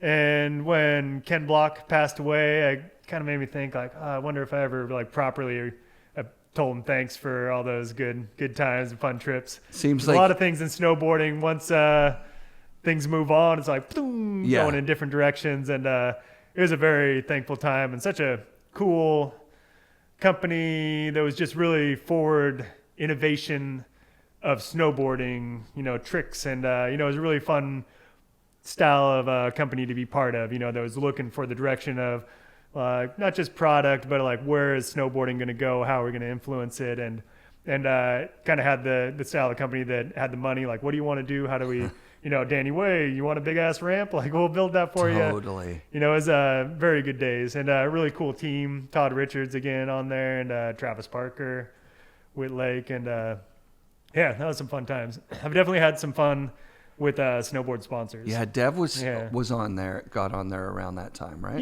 Yeah. Totally. Actually, he But stayed was on there. DC boards. Right, he was on DC Boots even through the I might have been there before shit. DC boards. Yeah. But so was Devin, I believe. Yeah, that's right. Yeah, that's true. He was. I love the stuff like the DC Mountain Lab where they're building community within their team. That's such a cool idea. Yeah.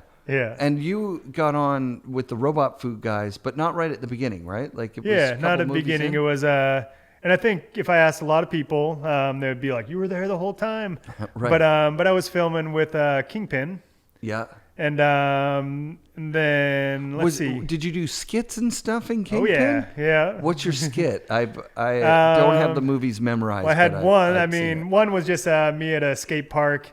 Let's see, brainstorm. Everybody was kind of a dreamy state, and I got knocked out at the skate park, and then it goes into my video part, and then I wake up at the end going, Yeah. And but the good one went out to, let's see, so it was Destroyer. That went out to New York with Whitey, Mikey LeBlanc, dressed up as a cop, Twos, J2, dressed up as a bum. And me and Otterstrom were the hippies driving a school bus. I remember, of course, that's sick. Beat it, bum. That's awesome. But it was an awesome skit, but it was super fun being in New York with Twos and LeBlanc and having LeBlanc yelling at me in his cop get up. Peak and attitude. LeBlanc right there. That's epic. That's so fun. Well, the Whitey movies were really fucking awesome. And I heard, like, when they jumped the General Lee car, like, he just went and bought that car and that was in wrecked Bend. it. That's right by our house in Bend. And that was a Crawford idea.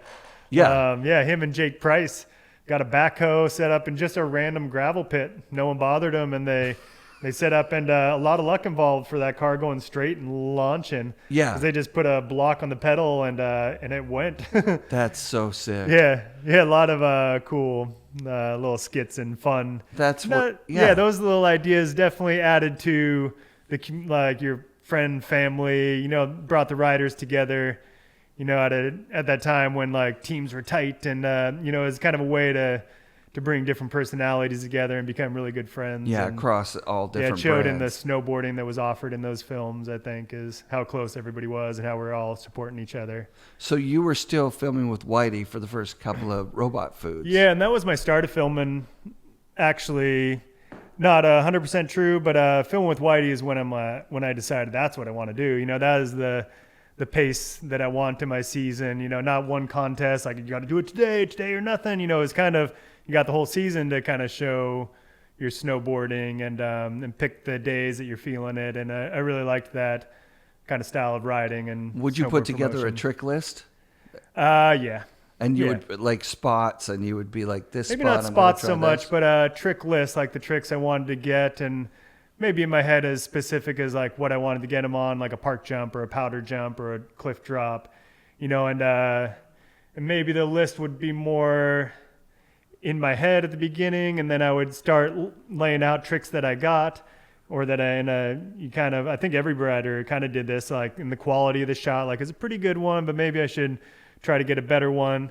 And then you start laying it out, like, how's your whole part going to look, And so it's kind of a list that starts out and goes as your season goes on.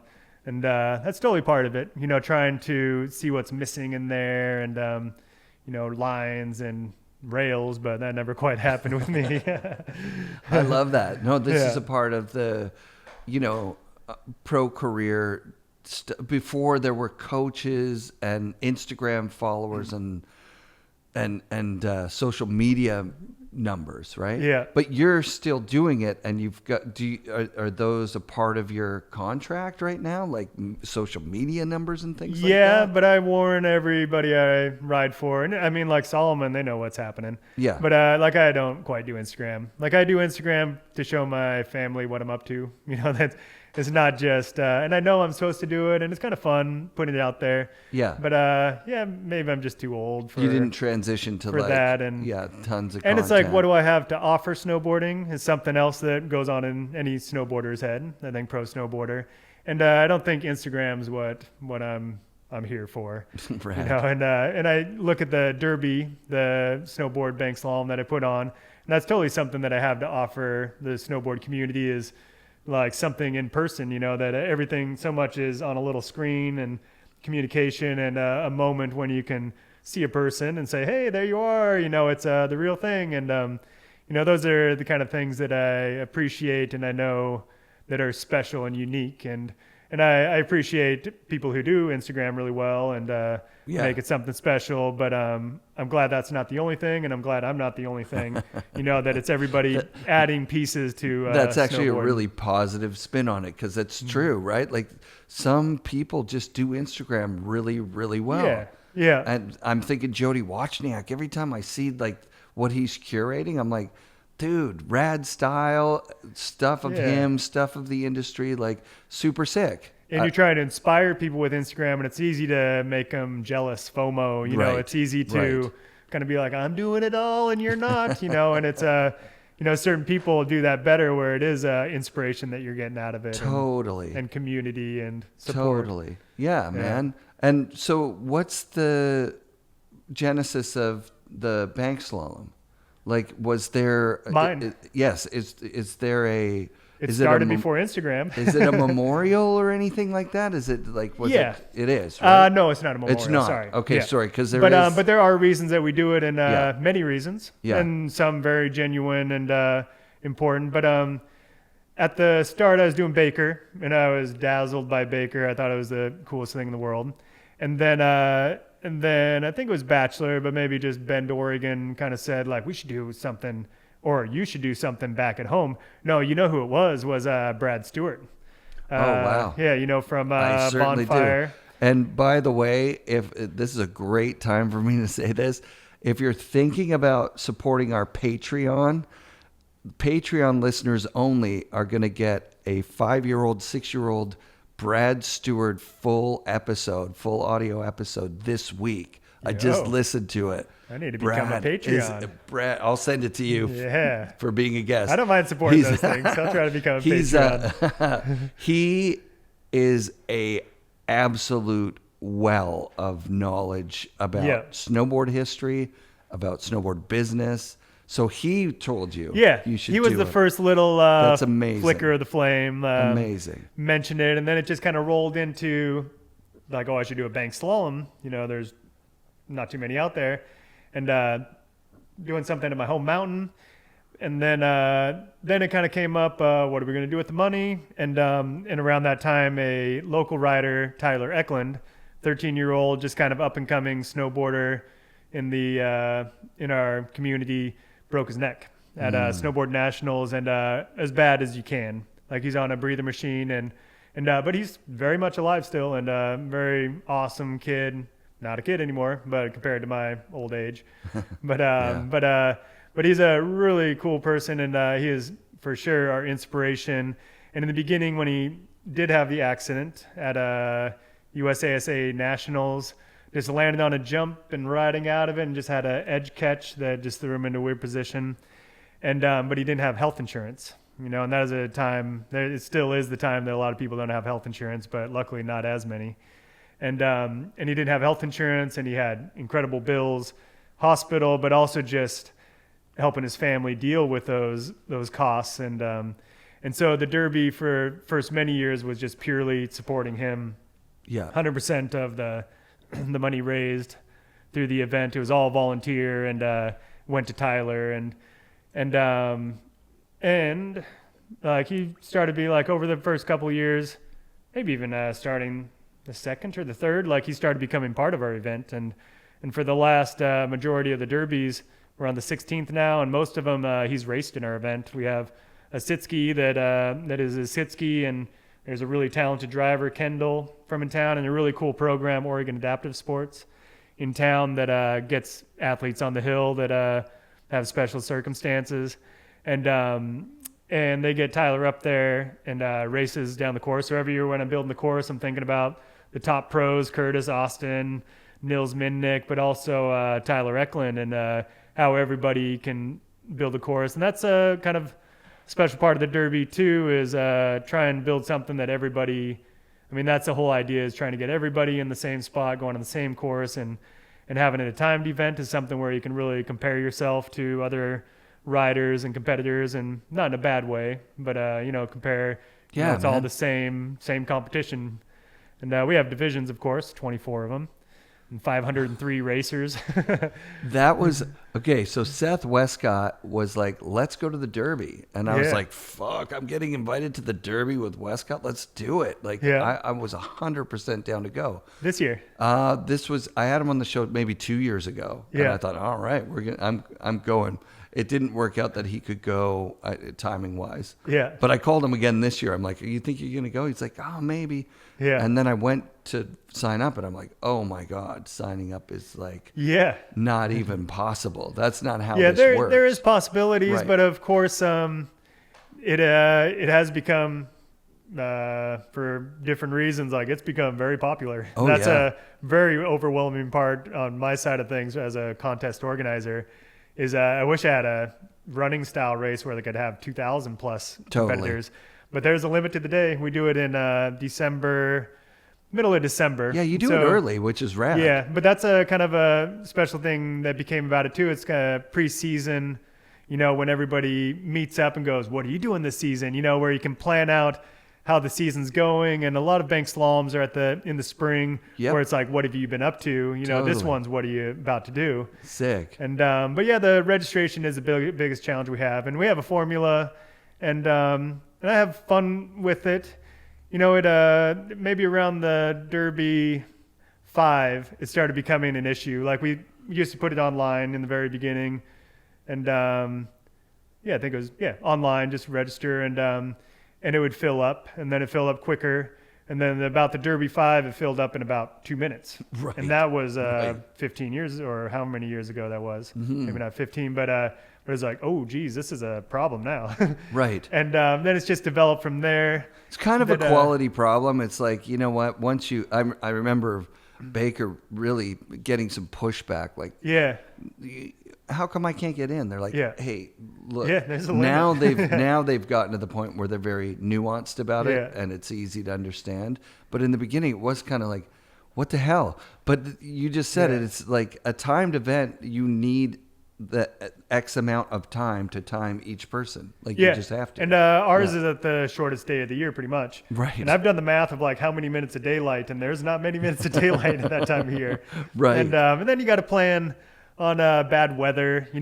Sometimes it might be sunny and you can do more racers, but you can't plan on the weather, and so kind of 500 became our number, which is a big number. It's a huge number. Yeah. But we've got some systems in place that it's a pretty reasonable number for us to get through. Right. And then also what comes up is the first Derby, the first bunch of derbies were all middle-aged males, all people my age, and it was super fun. But then you started going, hey, let's get more females in here, and let's get more kids, and let's get more older riders, and we got adaptive riders and trans riders, and you start making divisions, and kind of a fun part from my side of things is making those divisions properly competitive. Not we have a male 40-year division with 200 racers, and then a adaptive division with 2. You know, you kind of want things to be like filling them up, and that's kind of fun searching for people. You know, like, okay, who's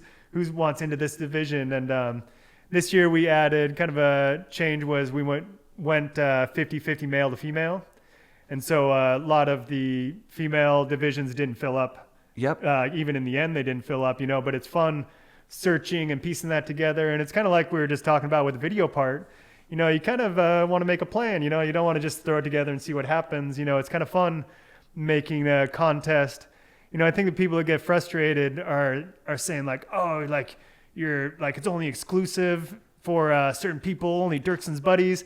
But it's fully, you know, putting people in the places. You know, I want like a random little kid to drop in next to Travis Rice. You know, you kind of want that's dope. Just fun stuff to happen. And, you know, I look at the final start list and it's like, yeah, this is cool for many reasons, not just my buddies by any means. Right. And, but just mix of ages, mix of genders, and riding abilities. And we have sit ski divisions too. That's a really fun division to watch and to organize. And so, sorry, people out there that everybody can't get in, but yeah, it's kind of the fun of it from our side, and what keeps us motivated to continue on every year is how the riders that we will get down there and how we'll build that constellation of people in there. And so it's fun. So right from the beginning, was it like a fun experience for you? Were you like, oh yeah, I should be doing a contest down here? Because obviously it became something. Yeah, really quickly it became something that was impactful in the industry. Yeah, it's fun, and it's really fun after it's done every year. Nope, and our courses are 100% hand dug, and at that time of year, like Baker, the Baker Banked, they set gates as their style, and then as the week goes on, the berms get built up and it develops, and that's the style of that course. Yes. But our course, we're digging it or building a course with 12 inches of snow sometimes, and so we're farming the snow and bringing it in, and we have 2 courses for a combined time, and they're only 30 seconds long, and so it's a pretty short, friendly, I try to say it's like running speed, jogging speed. You know, it's a pretty, like, you don't blow out of a gate, you kind of tip over. You know, as a but because of the style of the course, we can make a pretty fun course with a really small amount of snow. And that's dope. And and it makes it so a lot of we had 72-year-old rider drop into the course. We had an 8-year-old rider. We had sit skiers. We had, you know, really a wide range of abilities and styles of snowboarders and riders. And it's a really fun part of the event. And probably the course building is almost what I enjoy the most.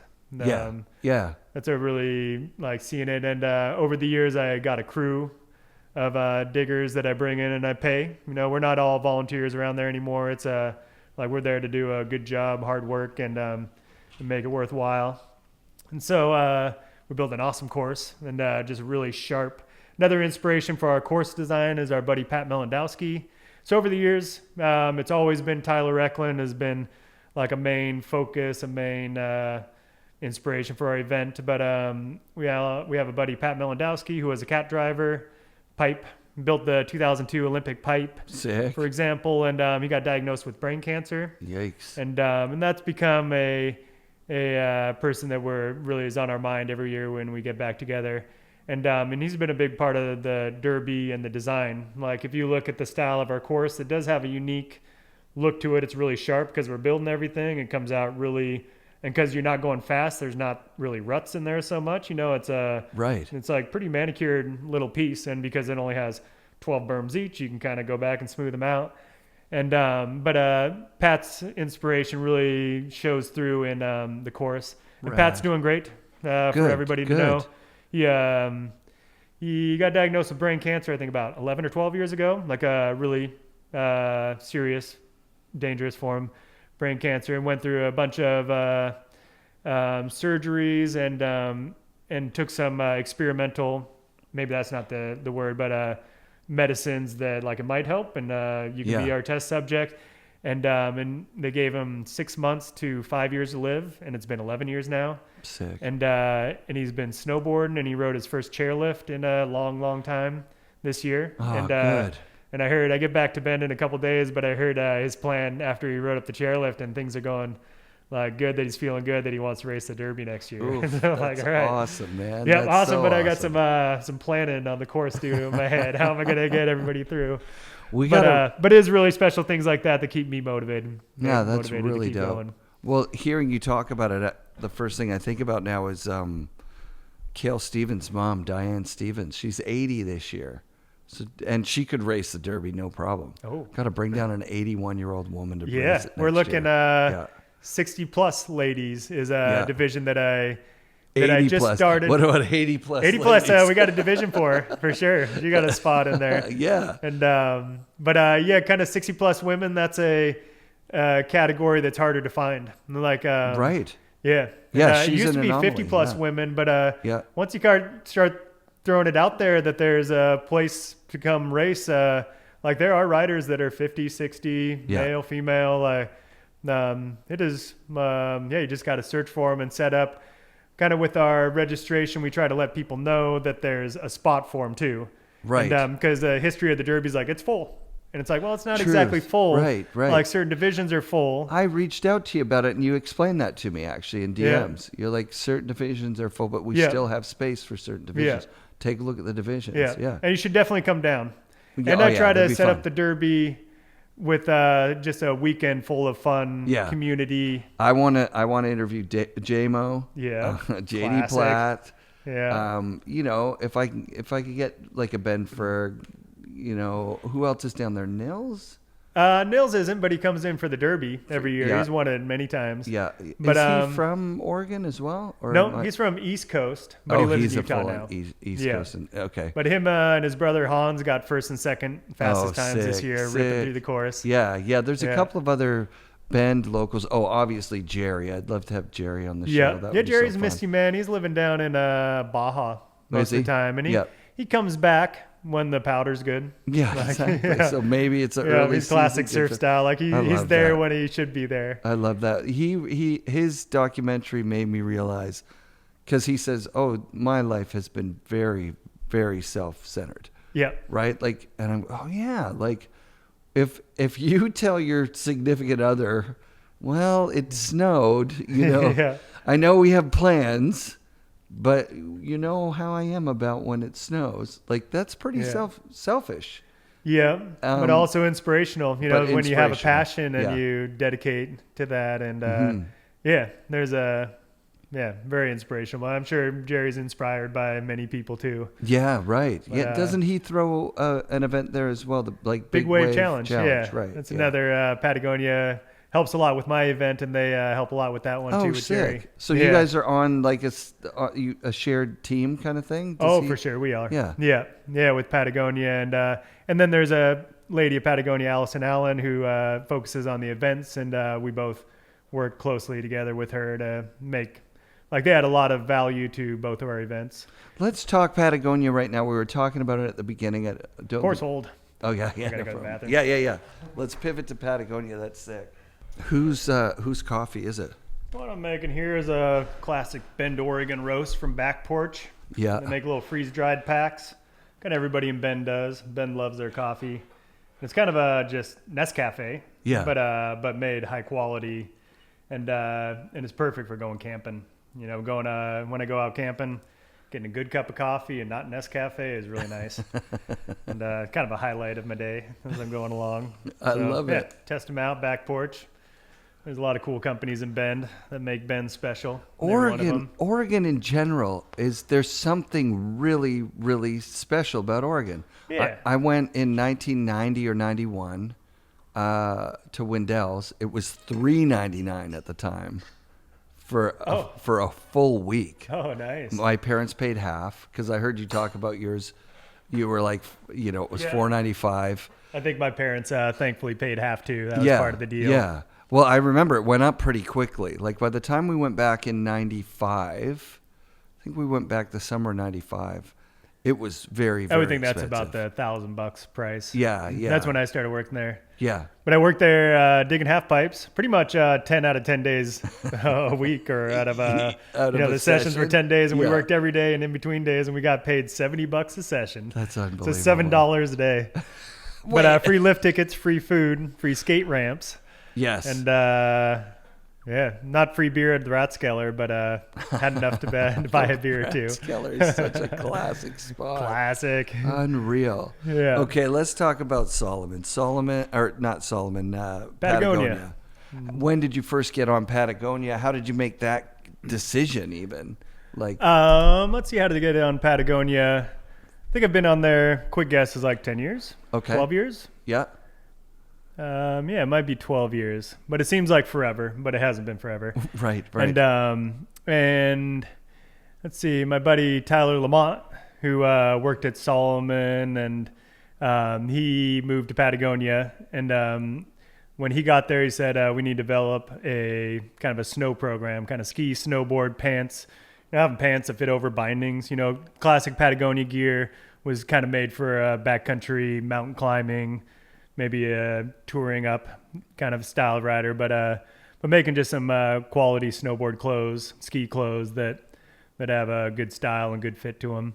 And just knowing him from the Salomon days, and I think Bonfire was in there too, that he, and it was right after I started filming, like spending a lot of time on split boards too. And, and film, we just got done filming that Deeper movie with Jeremy Jones. The TGR stuff. Yeah. Which was a big direction change in my life, my snowboarding career. And so it kind of all lined up that Tyler called me up and asked me if I was interested in riding for him. Had you, was Protect Our Winters going, and had you gone in front of Congress and everything at that point? Or not by that point, but that was about the time, I think Protect Our Winters started in 2007. Yeah. And this was probably 2009 that we filmed the Deeper movie. Right. I think it was a 2-year project, and so it came out in 2010. But part of that movie was going up to Alaska with a handful of riders and filmers, a bunch from TGR and Jones, Xavier De La Rue, Lucas DeBari, Ryland Bell. There's sorry if I'm missing names, but I think I could keep talking about how. But we went up there, and there was a lot of down days, and luckily not as many as there could be. I think their first trip up to Alaska for Deeper, I think they had all down days. Like Travis Rice was up there, and I think they had 20 of them. Oh, wow. More. And so we went up there, and we got a lot of riding in, but there was a lot of time spent in tents, and we had a big community tent, and just talking, conversation. And part of that conversation was about Protect Our Winters, and that Jeremy Jones got going, and just the conversation of climate change in general, that it's easy to get in those situations up in the mountains, especially glacial mountains, and notice changes. And by that time, I'd been going up to Alaska many years with heli skiing with various companies, and then camping out there, you kind of get an even more personal relationship with what's going on, and just in life in general, seeing how we use things and how things change and what's affecting them. It was a conversation that when you're stuck in a tent is a perfect kind of thing to pass some hours. And sure. And so I came back from that trip loving split boarding even more.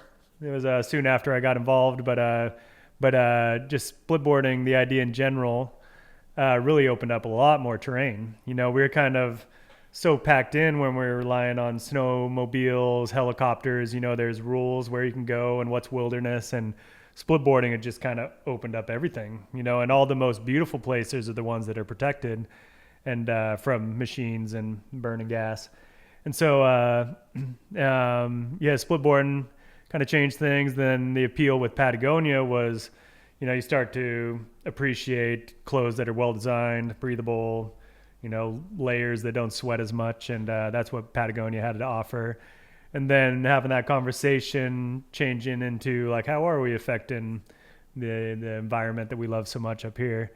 Patagonia was really aligned with that also. And so it was a quick yes, and to start riding with them, and it's been awesome ever since. they're such a inspirational company. You know, they make me a better pro athlete and advocate. Even we just not necessarily just part of Patagonia. You know, some of it ties in, but working with Protector Winners, I'm one of their athletes, and we put on suit and ties and go to Washington, DC. And part of the goal of Protector Winners is to make change through policy, like changing laws, not saying that you need to drive less or you need to not ride your snowmobile. It's kind of changing laws that'll make snowmobiles like more friendly and for the environment, and laws that just make simple changes that affect millions of people, which does way more than just your individual action. I'm glad that you're saying this. So typically, me personally, I'm like probably even more on the side of where you're at than you are. Like, I'm like, the environment is very, very important. Mm-hmm. What we're doing to it is insane. Like, we need laws quicker, faster, that are more effective. But I've come to realize that we're talking to the general public here too, right? Yeah. This kind of climate talk and solution talk and talking about Protect Our Winters and talking even about Patagonia polarizes some people, and is almost like some people look on it like this is a kind of a religion thing. You know what I mean? Like, yeah. Almost like if you're a Christian going like, and Jesus is my savior and he should be yours too, or you're going to hell. Yeah. Like, you just put a nice crack in that for me to kind of interject that, look, if you don't believe this is what's going on and you've got other information that you are going down that rabbit hole, there's no real downside risk to having smart policies that are, okay, but I guess on the other side, people like, jobs and jobs, or whatever it is on the other side. Yeah. But I if there's some way of addressing people that, I don't want to say climate change deniers, because some people are just like, they look at things like Protect Our Winters and go, well, they're making vinyl stickers out of oil. It's like, what? And you had to fly to Alaska to get there in the first place. What does it matter if the last few kilometers is on skis? What's the difference? Totally. Yeah. Right. So just to make a nuanced conversation here, like, that's out there, right? And also that there is some substance to the other side that doesn't. It's not me that's saying this, but I think we could address those concerns for people and say, like, look, it's not perfect. Yeah. Patagonia is not perfect. Protect Our Winters is not perfect. It wasn't designed to be perfect. It's based on the idea that we want to protect winter. Like, we're watching glaciers recede. Yeah. We're having terrible snow years locally, which is in some way weather, but is in some way very deeply indicative of the crisis. Yeah, I got a lot of thoughts about it. I mean, it's totally part of my career, my job, snowboarding. It's not just worried about the glaciers. Like, companies I ride for are worried about their companies, and how things are affected. And it's totally part of my conversations that I have, as much as cool places to go snowboarding, styles of tricks, grabs, and it's just what I'm around all the time, which puts me in a good position to have an opinion. But I've also learned, being in this position, that it's the changes that we're searching for. Everybody has a valid point, that it's not that if I have a strong opinion on it, that's not the opinion that's going to solve all these problems. Like, things that everybody says does have value. And so it's trying to figure out ways that we're not just separated and stay in our own world. That I've gone to Washington, D.C. and talked about climate politics with the Republicans, and been super frustrated and they're crazy. And then over time, even over like years, kind of thinking about it, and how they do, like, how it all is part of the solution. Everybody's opinions, and that working together is the start. And another kind of random thing that I got in my head too through this whole thing is, sometimes it's super frustrating, and trying to put yourself in that position where everybody's bickering about little things and things that you can't quite say yes or no. It's like maybe this is the direction. Sure. But I'm totally the person that that does that. In snowboarding, I get excited for innovation, kind of like we were talking about the step-ins, and just how a snowboarder's job is to kind of head directions and see what's possible and new. And that's kind of what climate change, it's not trying to say like the solutions are this. It's kind of just kind of seeing what things work good and what directions to go, and having the same car for the last 20 years, then looking at, I have a Toyota Tundra, and recently I'm like, I wonder what the new Tundra looks like. And it has the exact same gas mileage. It's like, as far as I can kind of say, it's like the exact same car. And for me, that is boring. I'm kind of like innovation and snowboarding in life. It's kind of new ideas are what make life exciting. And that's kind of what the direction with climate change is. It's not just trying to solve the problems with the environment. It's trying to just keep life exciting. Have a car that is cooler than the old one, and not like I am stuck on the same thing. And I realized that different people, aren't the same. But for me, innovation, moving forward, new ideas, and having those conversations is kind of part of what keeps me going, not just in pro snowboarding, but in this whole climate conversation too. So I've accepted my fate, but that's the conversations that I'm around and the conversations that I do have something to add. And I've been part of them enough to know that I'm not all right, and then just trying to get everybody involved so we can come up with the right answers and be on the same page, and is the important part, and maybe something I have to offer. That's rad. Yeah. I think, because I bought an electric car and then I wouldn't stop talking about it. And, and when you buy an electric car, there's a good, solid group of the community that wants to say like, hey, those batteries are difficult to produce, and you might be actually adding to climate change if you look at the the net thing. And there's a point at which I feel like, well, let's innovate, let's do it. Come on, let's. What if we were all arguing about landlines still, and it's let's just dive all into this iPhone thing. Right. That's it. Totally. So. Yeah, it's a nuanced conversation, and thank you for letting me interrupt and say that. But I'm pretty much in awe of the, going to the legislature and actually like presenting in front of the policymakers in your country, and definitely that's happening up in Canada too. Like, being a part of the action of the future. Like, hey. And I love when Jeremy told me, oh yeah, we're looking at this from the point of view of like, there's a lot of jobs that are affected if there's no snow. Yeah. Tons. Yeah. Like an entire already industry. Yeah. And a lot of snowboard companies. And I mean, everybody's worried. And all the companies are worried, like, how do you talk about it? Like, we see the problem, but how do you not depress people? That's been something too. Like, how do you say snowboarding's awesome, but we're not sure if it's how it's going to continue, if the resort you're next to is going to open up. It's a constantly changing thing, and nobody has the answers, and we're not. The important thing is trying not to say that we do have the answers, and like, things are a guarantee. Well, this Patagonia guy, what's his name though? Yvon Chouinard. But there's a lot of Patagonia people that are doing amazing things, but Yvon Chouinard's the head of the company. So he shocked the world, right? He said, "Okay, look, we're gonna go public." But we're going to only have one shareholder in it, and that's the world, planet Earth. The planet. Yeah. He shocked the world and shocked the company, the employees, many times over. He's put ads in New York Times that said, like, don't buy this jacket, and that to reuse jackets, it's better to have a jacket that lasts longer, and just certain things like that. But more recently, they're a privately held company. So they can make their own decisions. That's part of the awesome thing with Patagonia.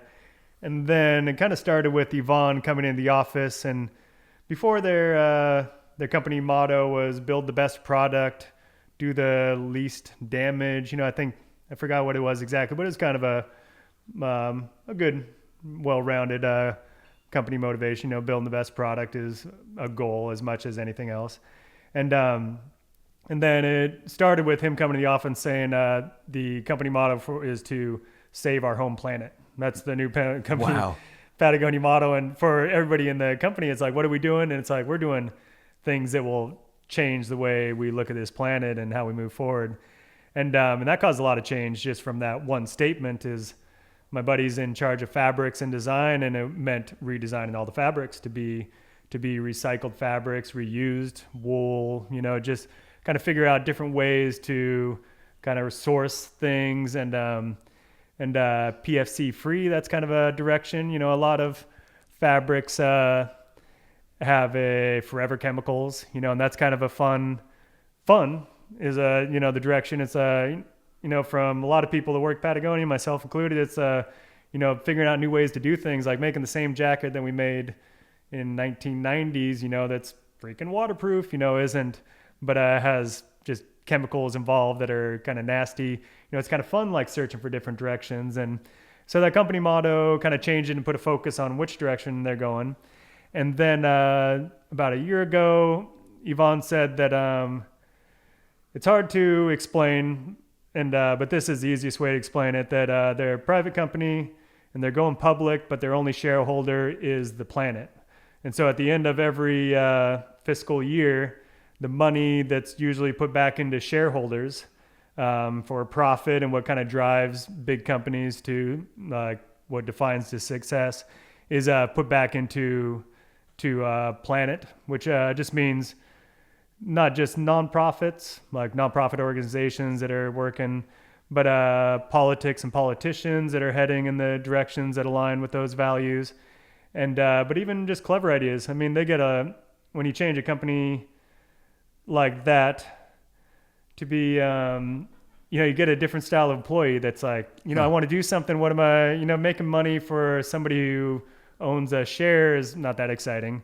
But if you're making money for like a fun idea, that's, or maybe fun's not the word, but it's an idea like, ooh, I can get passionate about this. That's where you really come up with new ideas, like exciting, awesome ideas. And, and that's where Patagonia is now. And so they, when they made the change a year ago, they assumed that they figured they'll have about $100 million at the end of each year to invest directly back into the planet Earth, and the products that they make, how they make them. I guess that's not part of the 100 grand or 100 million. Right. It's just cool ideas, and what are those ideas going to be? And it's up to all the employees working at Patagonia, and myself included, I guess, like what directions are we heading? And it was Vaughn. Vaughn was the instigator, and that's what he's always been. He's such a creative, clever, opinionated person. But it was very much the people that get put in place at Patagonia as a company as a whole, the ambassadors included, but everybody working there is just doing it for a different reason and like an inspirational reason. Yeah, you were mentioning that, one of the projects, Patagonia bought a piece of property that just makes it difficult for extraction, oil and gas. Project in Alaska. Yeah, there's a new New York Times article that came out. I'm sure you can Google it and find it. There's probably a few on Patagonia in there. But it talked about how they're using that 100 million each year. And one of them was to just buy a piece of land that made it less accessible to search for oil deposits in a natural region of Alaska. And so it's not just trying to go to politicians and say this is better than that. It's just kind of coming up with clever ideas, and I thought it was kind of fun to read. Yeah, some land back stuff would be awesome. Like a return to like indigenous knowledge, that sort of thing. Yeah, feels to me like a direction that can't hurt because. Yeah. And I think as time goes on, you kind of see how much value those regions are going to have in the future. That different kind of value, like right now you see oil as the value that it has. Right. But there's less and less land, and like natural space is what humans need to just stay mentally happy and inspired and to live. And, or that's what I think. In the 70s and 80s, I believe Norway became an OPEC or oil producing country. Like they did a discovery off the North Sea or something. It was huge oil reserves. And I think they're the first country to start thinking like we might leave a good amount of this just in the ground. Yeah. We're not talking about a 30-year plan to extract every single reserve that we have. Yeah. And Norway right now, if I'm not mistaken, like we have like a per capita deficit, like we've got debt. Yeah. And they're a cash positive country. Probably because they're selling oil, but I'm not sure. Well, but, obviously because they're selling oil. A lot of people have good plans for the future, and not just environmentalists and stuff. It's Right. There's a lot of good ideas that get thrown around. Maybe another fun little conversational piece on that side of things. So I'm from Oregon, and so that means I can call up my congressional representative at the time. It was Greg Walden, and say, I want to meet with you, Greg. And he says, all right, come by Washington, DC, and we can plan a time. And that was organized through Protector Winners, like Cool. with their help. And so I went to Washington, DC, and I went in there with thing that Patagonia or Protector Winners does for us too, is provides information so we can kind of talk the talk too. And I went in there and talked with him and walked out of there kind of surprised that he was a nice guy. I think walked in thinking like, oh, he's going to be, not the kind of guy I relate with. And it was like, oh, he wasn't a kind of nice guy. But a lot of his policy at that moment, I totally disagreed with, and I was, kind of saying we need to start investing more renewable energy. And he was kind of responsible for switching the U.S. over to natural gas. And that was kind of a big change and something that totally adds to climate pollution. And then a couple years later, even thinking about it and reading articles, like the changes that he made by switching over to natural gas has done way more than I have with climate change. Like the amount, because switching over to natural gas took away a lot of coal burning. And then that change was like, oh, and so, I think I'm right a lot of times, but I've had this conversation enough and been around it enough to know that that everybody has something to add, and it's important to, in Greg Walden's, from his perspective, like he is doing a lot and he's not making one major change, but he's blending in a direction. And whether that was the change is like, no, wait. But then it's like, oh, maybe, you could reason out in your head that, that was a lot of greenhouse gases that were saved. And so I think from my side of things, I just try to stay in the conversation, which I am definitely around. And I try to be open-minded. And I try to bring, listen to everybody's opinion and not, because this is something that changes fast. And we don't have all the answers. And electric cars are fun. I just got one too, just like 2 months ago. It's been, but I don't say that they're future, but right. But I just like having that conversation and going in that direction and seeing what's possible and not being stagnant and staying in the same place with the same ideas. The cool thing about electric cars from my perspective is you get a better car. Okay, they're much more expensive. Yeah, ours wasn't too bad. Yeah. But You get a better car. That Subaru's electric, is that what you're doing? No. That one's a good old Subaru. Yeah. But they're more fun. They're faster. Yeah. They've got less parts to replace. They're easy. Yeah, we got one in Switzerland where I live. Of course. In Switzerland, they have a really strict speed limit. And the speed limit can go from 30 miles an hour to 40 miles an hour to 50 miles an hour to 30. It kind of changes quick. And my electric car has a cruise control. It just has technology that I'm pretty sure I won't get a speeding ticket as easy. And I bring that up because a year ago I got a $1,400 speeding ticket in Switzerland. Oh my God. Yeah, everybody looked at me hell? like I was going to jail in the car. They're like, oh my God.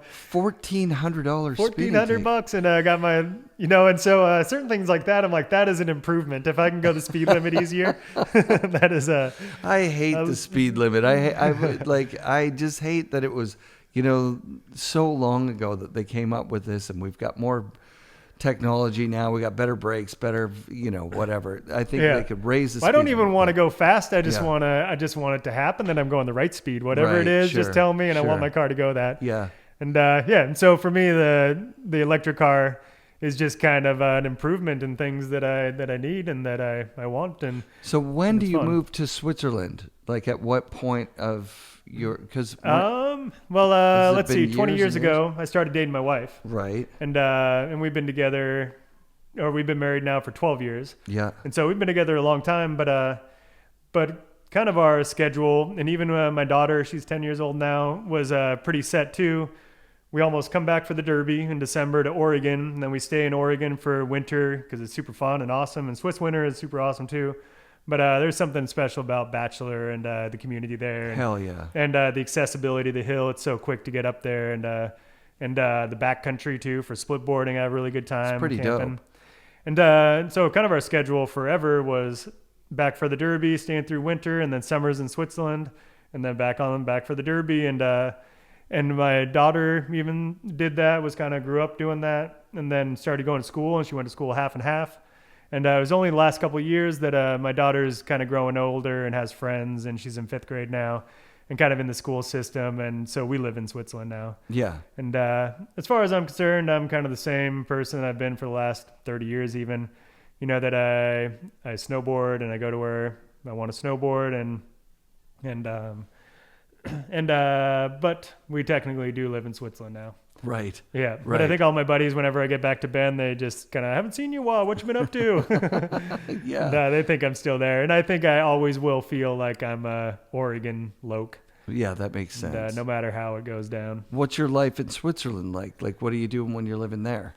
It's pretty fun, but it's pretty relaxing. Like, my position as a snowboarder, like I'm pretty in the industry and the community. And when I go back to Bend, Oregon, I mean, when I show up for the Derby, it's fully into it and social and a lot going on.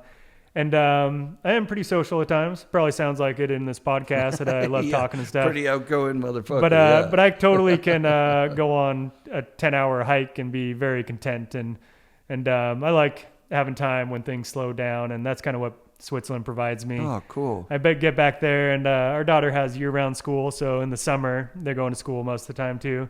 Yeah. And so kind of summers I just try to stay in shape, go biking, and just kind of keep my headspace good too. And there's a lot of nice places to trail run, hike, bike, course. And with nature and kind of situations that I really enjoy. Are you bringing her winter camping like your dad did? Yeah, that's my plan this trip. And I haven't yet because I'm making sure I don't blow it with negative 20 temperatures or something. Right. But right after this podcast, tomorrow we're heading back to Bend for 2 weeks. And I'm hoping there'll be a nice little block of decent weather that'll open up, and I'll take her out winter camping. And she's a girl, 10-year-old daughter, and but she's pretty into cold temps, which is I just say that because there's not as many women that love being cold, at least from my family perspective. Sure. Like my sister's definitely a no. Fabian, my wife, is no. But my daughter's kind of into it, and I think she could be a good winter camper. Oh, cool. But still, I'm going to bring out some down booties and a nice give her the warmest of the sleeping bags, and then I got a perfect little plan to take her out too, and get her in that side of things. That's rad. Yeah. How about your dad? Your dad's still around? He's coming on the winter camping trip. I too. knew it. I just kind of knew it. That's amazing. But he's actually up here right now, and he's watching my daughter today while we're recording this podcast. Very cool. And he came up originally to join us at Baker for the Baker Bank Slalom, to kind of when I take my runs, that he could be hanging with my daughter before she takes her runs, and we could kind of have a little flexibility. Sick. And he grew up being a swim racer. Yeah. And so he definitely has a love for kind of racing and kind of being in that atmosphere. And I love that.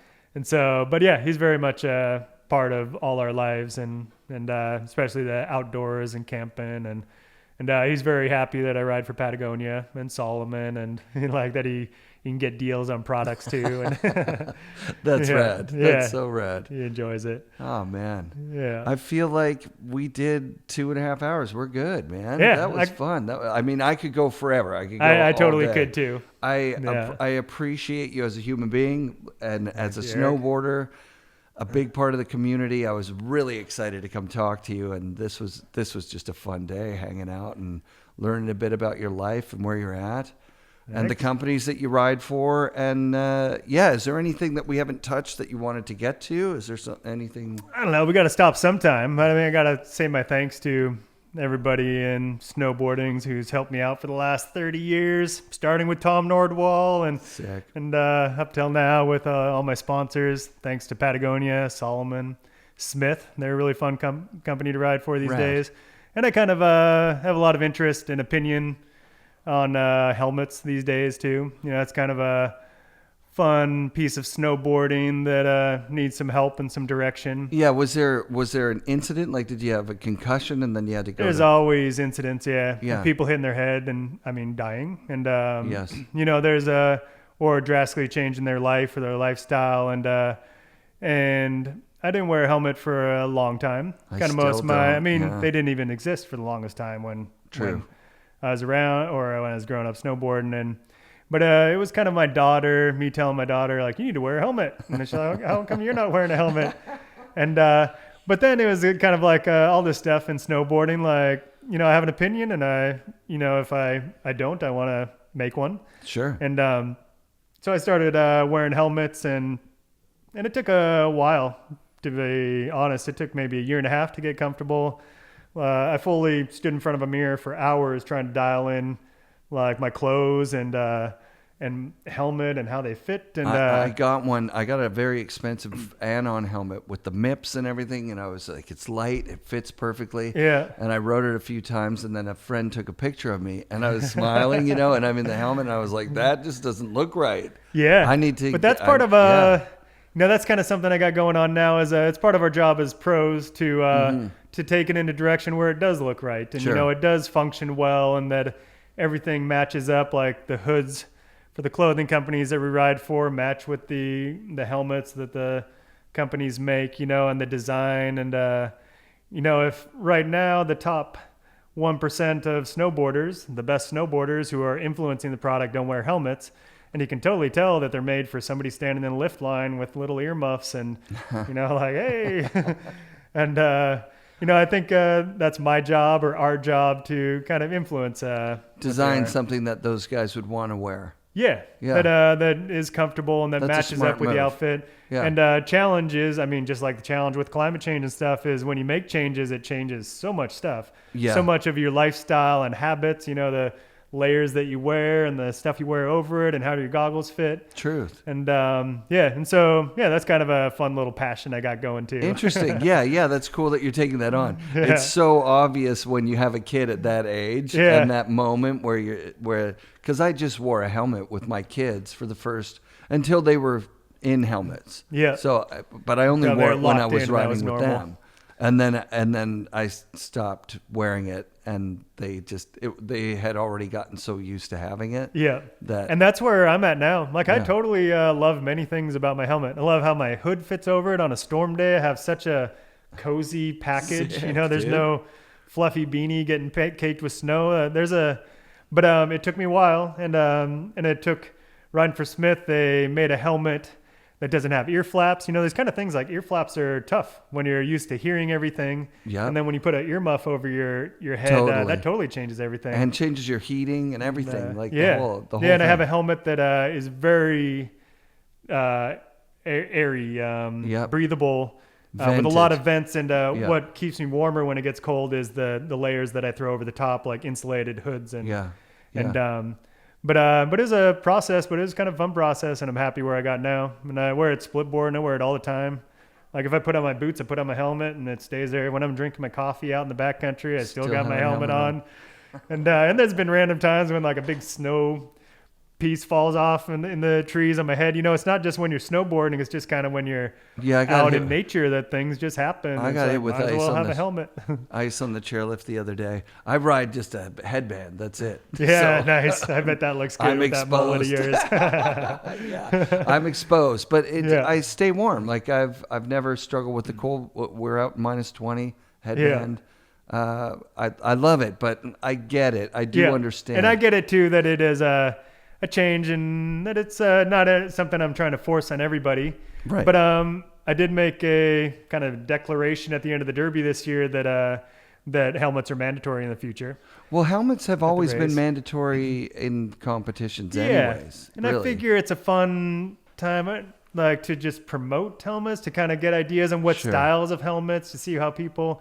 And this year was a really icy year, and there actually was a few concussions. One of them, my buddy got a kind of proper concussion. It was kind of scary from my perspective as a contest organizer. Yeah. And I figure I made the declaration for my own sake. I worry about people and my friends, and that I'll set up something that'll hurt them at the Derby. And I want to make things as safe as possible. And so just for my sake of continuing the event and having the sanity to keep it going. And, I'm like, I want everybody to have a helmet on. but it's also our events. I mean, we do it with 12 inches of snow, and you're riding around Bachelor. It's a mountain full of lava rock. You know, it's just it's not always the helmet's not always the things that you're like, I'm snowboarding, I'm good. It's kind of just life and things that come up and situations. And so I thought it was just a fun opportunity to kind of put some focus on ideas and style. And but I have a few friends who said no. So we'll see how I'll proceed with them. Right. Oh, you're such a pleasure to talk to, man. Thanks, I'm glad Eric. that the snowboard industry has, you know, there's a lot of great people in it, and I count you among them. Well, thanks for you for making these opportunities available, you know, to bring these conversations and stories out. And of course, you know, with snowboarding changes so much with magazines being gone and stuff, it's how do you tell those stories and keep that history of snowboarding going? And it's really nice that you connect with so many people, and that you're just an encyclopedia in your head, you know, that you hear these stories and they're all in your brain up there, and you know, you can kind of get that conversation. Until I hit my head on a rock, and then they're all gone. With your headband and mullet. Exactly. Yeah, man. Well, it's just been a friggin' pleasure, dude. And you know what? The big thing for me, the biggest thing I get out of this is now if I see you at Baker or something, let's take a lap. And have more conversation and keep this history and these stories continuing. And yeah, it's so much fun. Yeah, I really, really appreciate it. I'll be doing season 10. I'll be doing an attempt at a complete history of snowboarding. Awesome. Like I was saying in the parking lot with Bass, that just detaches it from companies and attaches it to like the timeline of like, when was this invented? Yeah. When did we go from 3 straps to 2 straps? Yeah. When did we go from no straps to 3 straps? You know, the shapes of boards, all those things, and it'll be fun to talk to you about. You know, you were at some of those timelines. Yeah, and get your voice. And anytime you want to come down for the Derby, I'm sure you can get a lot of interesting interviews down there too. Yeah. I'm coming down. I'm going to do JMO's radio show, and then we're going to record that, and that'll be his podcast. He doesn't have the radio. Do you mean his DJing? Is it gone now? He doesn't have the radio show anymore? Yeah. So JMO is Chris Jameson, and one of the more amusing men in the history of snowboarding. Yes. About 6'4" or something. He tries to do my Derby every year, but he barely fits in the courses because he's so tall. His like head hits the gates. He's an original Mervin pro. Original, too. Super OG. So long. Yeah. But he had a radio show in town, and he was awesome. He has such a great interest and perspective on music for 92.9, the local kind of cool radio station. But after about a year and a half, he said it's a job for young kids, that you don't get paid anything, and it's kind of some demanding hours. You don't. You know, and, right. And so it was a year and a half of awesome. And kind of funny, I'm in Switzerland, but you can get the radio station online. And he was the morning show. And so about 3:30 in the afternoon for me, I'd turn on JMO, and he's like, who's up? Who's awake? And, I love it. And so it was kind of my connection with Bend, Oregon for a good year or two there. That's so sick. But he's not doing the show anymore. Not doing the show, but he still has plenty to talk about. He does. Yeah, it was great. Yeah, there's a lot of great personalities in Bend and Bachelor area. Yeah, Bend Bachelor is its own scene, isolated from this Timberline thing, which is like insane. Yeah. T-Line was always nuts for the summer snowboarding, but their spring snowboarding is actually the best time to go to Timberline, I think. Yeah, but Bachelor, that's kind of what's special about us. We generally have a season that starts pretty early. That's what makes a Derby possible. Yeah. And it goes, I mean, it used to go till like June, but these days they go till end of May. And and they have stuff going on. It's pretty decent snowboard, and it's a fun time to be around there. Sick. Yeah, we got it really good. To top it all off, thanks to all my sponsors and all the people, and thanks to you. And I'm very thankful for the position that I'm here in snowboarding, and with such a history and such inspirational people that have led the way for me. And thank you all. Yeah. And, a pleasure having this conversation. Thanks, dude. FNRad shoutouts this week to Josh Dirksen. Thanks for doing the show, man. Thanks again to Quinn and Elia and Bass and the entire Baker crew who was at the offices last week to help get ready for this interview. We're up to 29 Patreon members. Join the family and enjoy ad-free content a day early, plus a bunch of other perks. Plus, if you want to win a 1910 hoodie, tag 1910 in any FNRad post and we'll put you in the draw for a hoodie. Tag New Greens in any FNRad post for a free sample of the greatest organic green juice mix anywhere, and be sure to come back next week for another episode of FNRad Snowboarding, presented by Skyview Campers and brought to you by FNRad Productions.